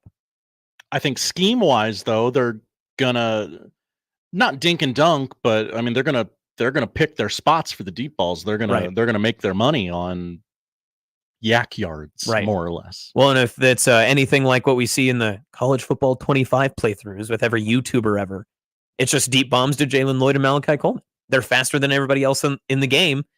Can their speed translate on the field? We saw it with Lloyd. Malachi had his 1 touchdown against Northwestern on the option fake. But can you get consistency out of those receivers more than just a big play here or there? And the biggest concern for quarterbacks, frankly, the past couple of years has been the intermediate throw. How many times have we seen a Nebraska quarterback drop back and be able to complete like a 7 to 15 yard pass that's caught in the middle of the field, tackled, or given a chance to be able to run around? It doesn't feel as off. I can't think off the top of my head of those big plays that turn into from intermediate passes. A receiver makes a break, it breaks down. Yeah. It felt like you always had either like a short pass that someone broke a couple of plays. Jalen Lloyd had a couple of deeper bombs that a broken tackle. He led the way from there. That's really more of what the passing related to last year. Maybe they're going to do a little bit more of an integrated system when it comes to throwing the ball down the field here later on. So this is how low the bar is for me regarding the offense. I don't even need you to get loose. Just complete it. Complete it. Yep. Move the chains. Mm-hmm. Live to fight another day. I heard Catch the snap. Yep. The bar just kept getting lower the further he went. The bar's in the dirt right now. I did hear it on the morning show too. Talking about packages and different ideas for Heinrich Harburg. I love the idea of he's not the same type of quarterback frame-wise as Blake Bell was at Oklahoma, but I love the idea of the same Bell-dozer package.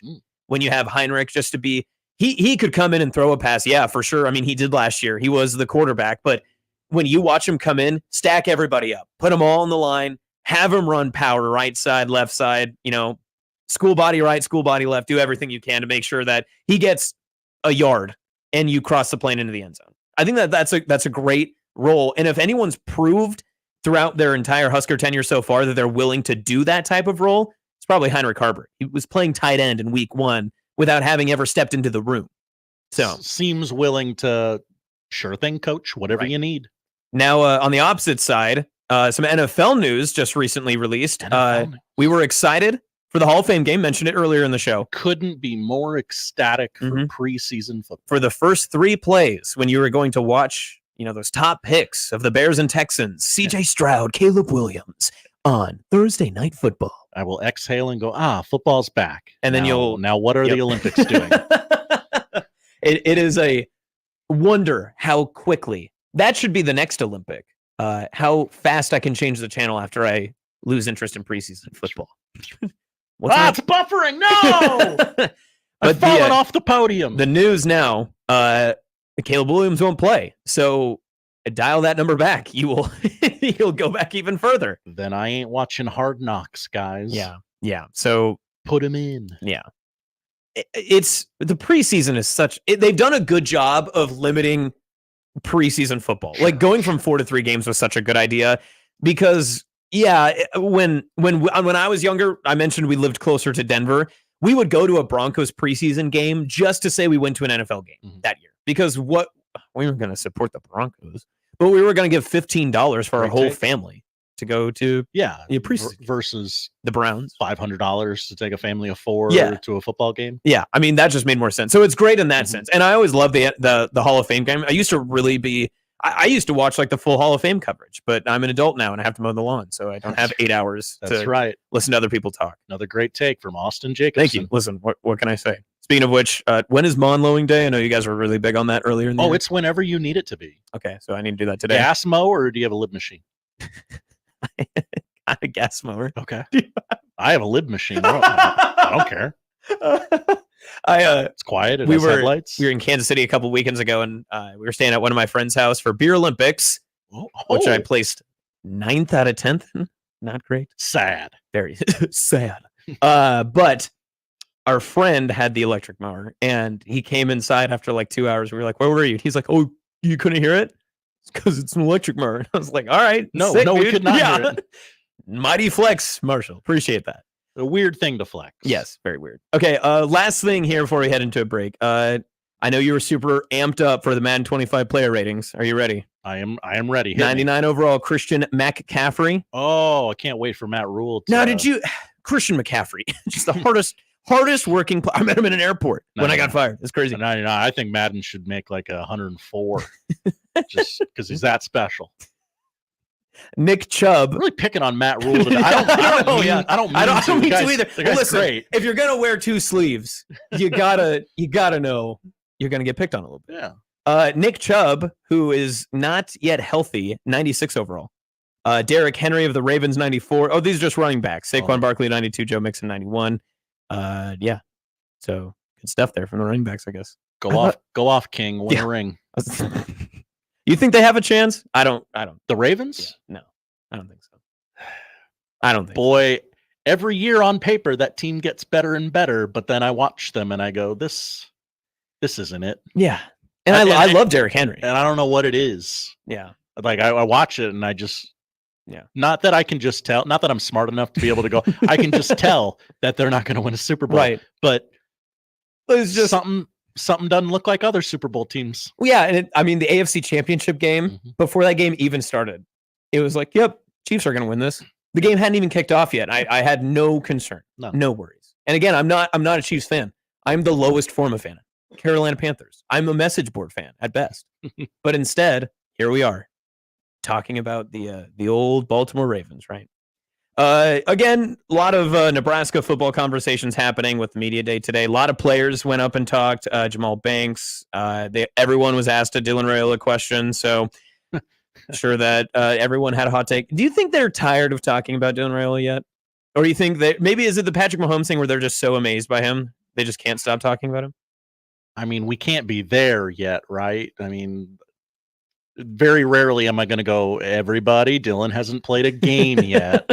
But what if he doesn't play against UTEP? How many Dylan Raiola questions will they have? Would they have more questions about Dylan Raiola if he doesn't play? Nebraska media will storm the locker room. Is he in there? He must not be there. Something must have happened. Has he been kidnapped? The press box will run out of the dessert cookies in which that they have stocked up for. Wow. It's a good thought. It's a good thought there. All right, quick break. We're going to come back. We'll have more here on the Connor Happer Show. 1620thezone.com, zonetv.live, 1620 The Zone, Connor Happer Show.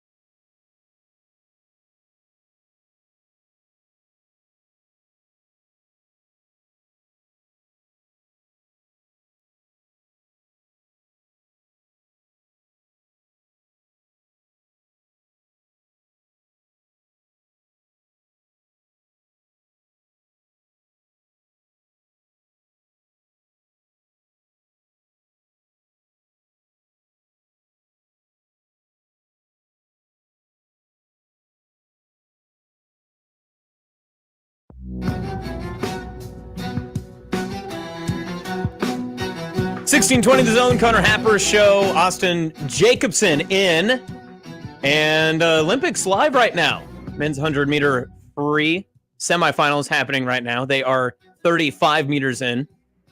Who do you think is taking this one? That Popovic guy from Romania seems to be the favorite in this event. United States leading so far. Good, I guess we'll get you an update in literally a minute. But Josh, as we wrap up the show here, what do we got? What's going on? Poll questions at Happer Show today. You got us kicked off with the most voted on poll question of the day. Nice. Are drivers in Phelps County crazy? And survey says 85% say yes. Good. That is in fact true. That's good. Do reps matter as a driver? We hit the show hard at the beginning. Interesting returns here. 73.5% have said yes, reps do matter as a driver. I feel like this one might be on me. Maybe I worded that question a little poorly. We were speaking more of like, okay, after the age of 22, are you getting better as a driver? Right. Yeah. Well, I think the question still makes sense, right? Like, I mean, the more reps you get as a driver, the better. Sure. But sure. Well, how the context of the situation in which we were talking, yes, the question, I guess, doesn't really parlay into what we spoke about. Right. And finally, I think this is the best one of the day. Ben Franklin, class clown. 2/3 of the audience says yes. Nice. Nice. Well, you know, when you invent the printing press, it's a pretty big deal for you. As Michael K. erroneously reported yesterday. Of the Amazon Prime network. Yeah. Forget, not yes. Yeah, not yes. Not yes. Yeah, don't I'm worry. sure it was a yes broadcast that Amazon siphoned. Someone's coming for you right there. You got to be careful with that. Right. Retweeted from the Connor Happer Show, too. You put this on there. Kirk Herbstreit believes Rutgers is a dark horse for the college football playoff. So does Connor. Well, maybe not for the playoff, but he said they're going to be a problem. Interesting take. Greg Schiano is the only man who understands Rutgers football. Yep. So I guess that makes sense. But don't forget, Kirk Herbstreit also said that 3-9 Nebraska was going to win the Big Ten West in 2021. So he's always been correct. He's always never missed. He knows ball. He does. Did you see he's taking his dog on the road? They they were making a series about his dog on the road now. So the social aspect. Yeah. They get so many retweets, and I see that dog everywhere during football season. And as a dog lover, I'm going to tread lightly. I think it's great. I would love to bring my dog everywhere I can too. When are we exploiting the dog? Right. I think we're getting a little bit too ahead of ourselves. Last season was fun. A series, probably on the Yes Network or Amazon Prime. Maybe a bit too much. The dog didn't ask for this. That feels like the line. Yes. Yeah. Right. And where is this going to air? Is it just going to be on like E60? ESPN Plus. Probably. Yeah. When are we? When do we expect maybe some more game day changes? I know they announced McAfee's back. But do you think we're gonna? Is this the last season of Corso? I mean, we've been asking that for like 10 years, but I feel every year like, okay, we're beyond the last year of Corso here, right? Yeah, and it never is. So yeah, I guess they're just gonna hang on to him. Yep. The next big breaking news is when another elderly man in a position of speaking power will step down and announce that he's retiring from College Game Day early, maybe maybe week 8. And they'll replace him with, I don't know, Pat McAfee. Let me tell you what's on TV tonight here before we get out of here. Trade deadline coverage on right now on MLB Network. I know you're very excited to find out where all the baseball players go. Yeah, I am. This has been no more thrilling part of my day than hearing that I could stay in tune with all of that. That's right. I'm very invested. Yankees, Phillies, 5:40 on TBS. Royals and the White Sox hook up at 6:30 tonight on our sister station 1180. The White Sox have lost a franchise record 15 straight games. In the last 2 weeks, the American League All-Stars have won more games than the Chicago White Sox. Do you remember Major League Baseball's All-Star game? The White Sox have not won a game since then. That's good. Yeah, that seems like maybe something they should try to adjust. Yes. You're going to want to win at least one. Mm-hmm. Dodgers Padres out west tonight. MLB Network 8:40. Former Husker Matt Waldron, my close personal friend, on the mound for the Padres. Olympics men's volleyball. They're taking on the Germans Nice. America versus Germany. Can I interest you in that right now on USA? And then primetime in Paris tonight, 7 o'clock on NBC. You will get to see the team finals for the women's gymnastics. Will Simone Biles cement her redemption story? How is her left calf? Stay off of social media if you don't want those answers. That's I'm right. not going to spoil it for you here. It went fairly well. Yeah. Women's 100-meter backstroke finals, perhaps the biggest swim to date in the America versus Australia rivalry. Folks, we got to root for a Longhorn tonight. It's uncomfortable, but it's all in the name of America. Mm-hmm. Reagan Smith versus Kaylee McEwen for Australia. Men's 800-meter freestyle finals and the men's 4x200-meter relay on tap tonight with Mike Tirico, everyone's favorite Italian, Mike Tirico. People forget. People do forget. People forget. And I try and remind them as much as possible. If you know, you know. Yes, thank you. 8 o'clock on HBO tonight. Last thing, the season 1 finale of Hard Knocks, off season with the New York Giants. GM Joe Schoen, I don't know how to pronounce this guy's name. I haven't been watching the show. And the New York Giants enter into the final and most important days of the 2024 offseason. Yeah, that's went really well for them. They have definitely not been drugged through the mud for their decision. They have done a great job. This has not gone poorly. I understand the NFL can make you do anything if you're a franchise and they have to agree to it. But at some point, if I were a GM and I was told you're on the offseason Hard Knocks, I would make the most ridiculous. I would call the Chiefs every week, like every day, and just be like, Patrick Mahomes for maybe a third rounder? Just every day. Just do it as your bit.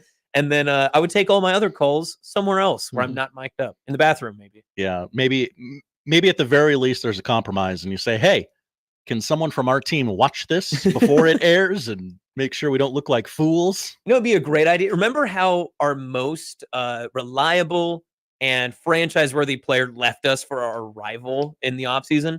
I do remember that. Let's make sure it looks like we did nothing to keep him. That's probably PR-wise. We need the clicks. Yeah, it would be great. We need the engagement. Thank you. Be a great win for us. We appreciate that. Thank you. Once proud franchise. I did notice on What to Watch Tonight, you did not include The Bachelorette. You're not a big fan? I did not. I have a fantasy TV lineup app for it. You have a fantasy Bachelorette lineup? I do, yes. And you told me that at 1:49? Yeah, it's for Thursday. We'll talk more. Okay. What? Yeah. Yeah. You don't want to dive in right now? You don't have enough time? So you're like picking guys at random on the show, and if they advance, you get more points, right? There are point total. So if you get the final rows, you get like the highest amount of points. Sure. If you get to take the lady home, you get certain amount of points. If you get the last rows, all this different stuff. If you like kiss the Bachelorette. But you can also lose points too. Sure. So if like you get in a fight, you get removed, you get kicked out, you don't get a date in that episode. If you don't get TV time, you get like docked points. It's very exhilarating. And is this a way for you and your doctor girlfriend to enjoy the show together? That's Dr. Girlfriend. Thank you. But no, we actually don't watch the show at all. We got included into the group by our group of friends who think that we watch the show. But they mistook a conversation Dr. Girlfriend had that she watches Love Island. And so they had mistaken that. So now we're stuck in this endless loop of being reminded in a group message that we are in a fantasy group for The Bachelorette and a show we do not watch. Who among us is not found themselves in a fantasy league that they would that they would very much like to leave? I don't want to do this anymore. But these have been my friends for X amount of years. That's the type of support group I need to be a part of. I've been in a few too many fantasy football leagues. I need to remove myself from. Yeah. It's okay to say no, everybody. Just say no. Just say no. All right. Well, Connor Happer show. Josh, thanks again. Appreciate you guys letting me on. Connor, if you're listening out there, thanks for giving me a chance. But again, I'll be back Thursday, back again, and then again next week on Wednesday. So if you're ever looking for more, 1620thezone.com crossover is coming up next on 1620 The Zone.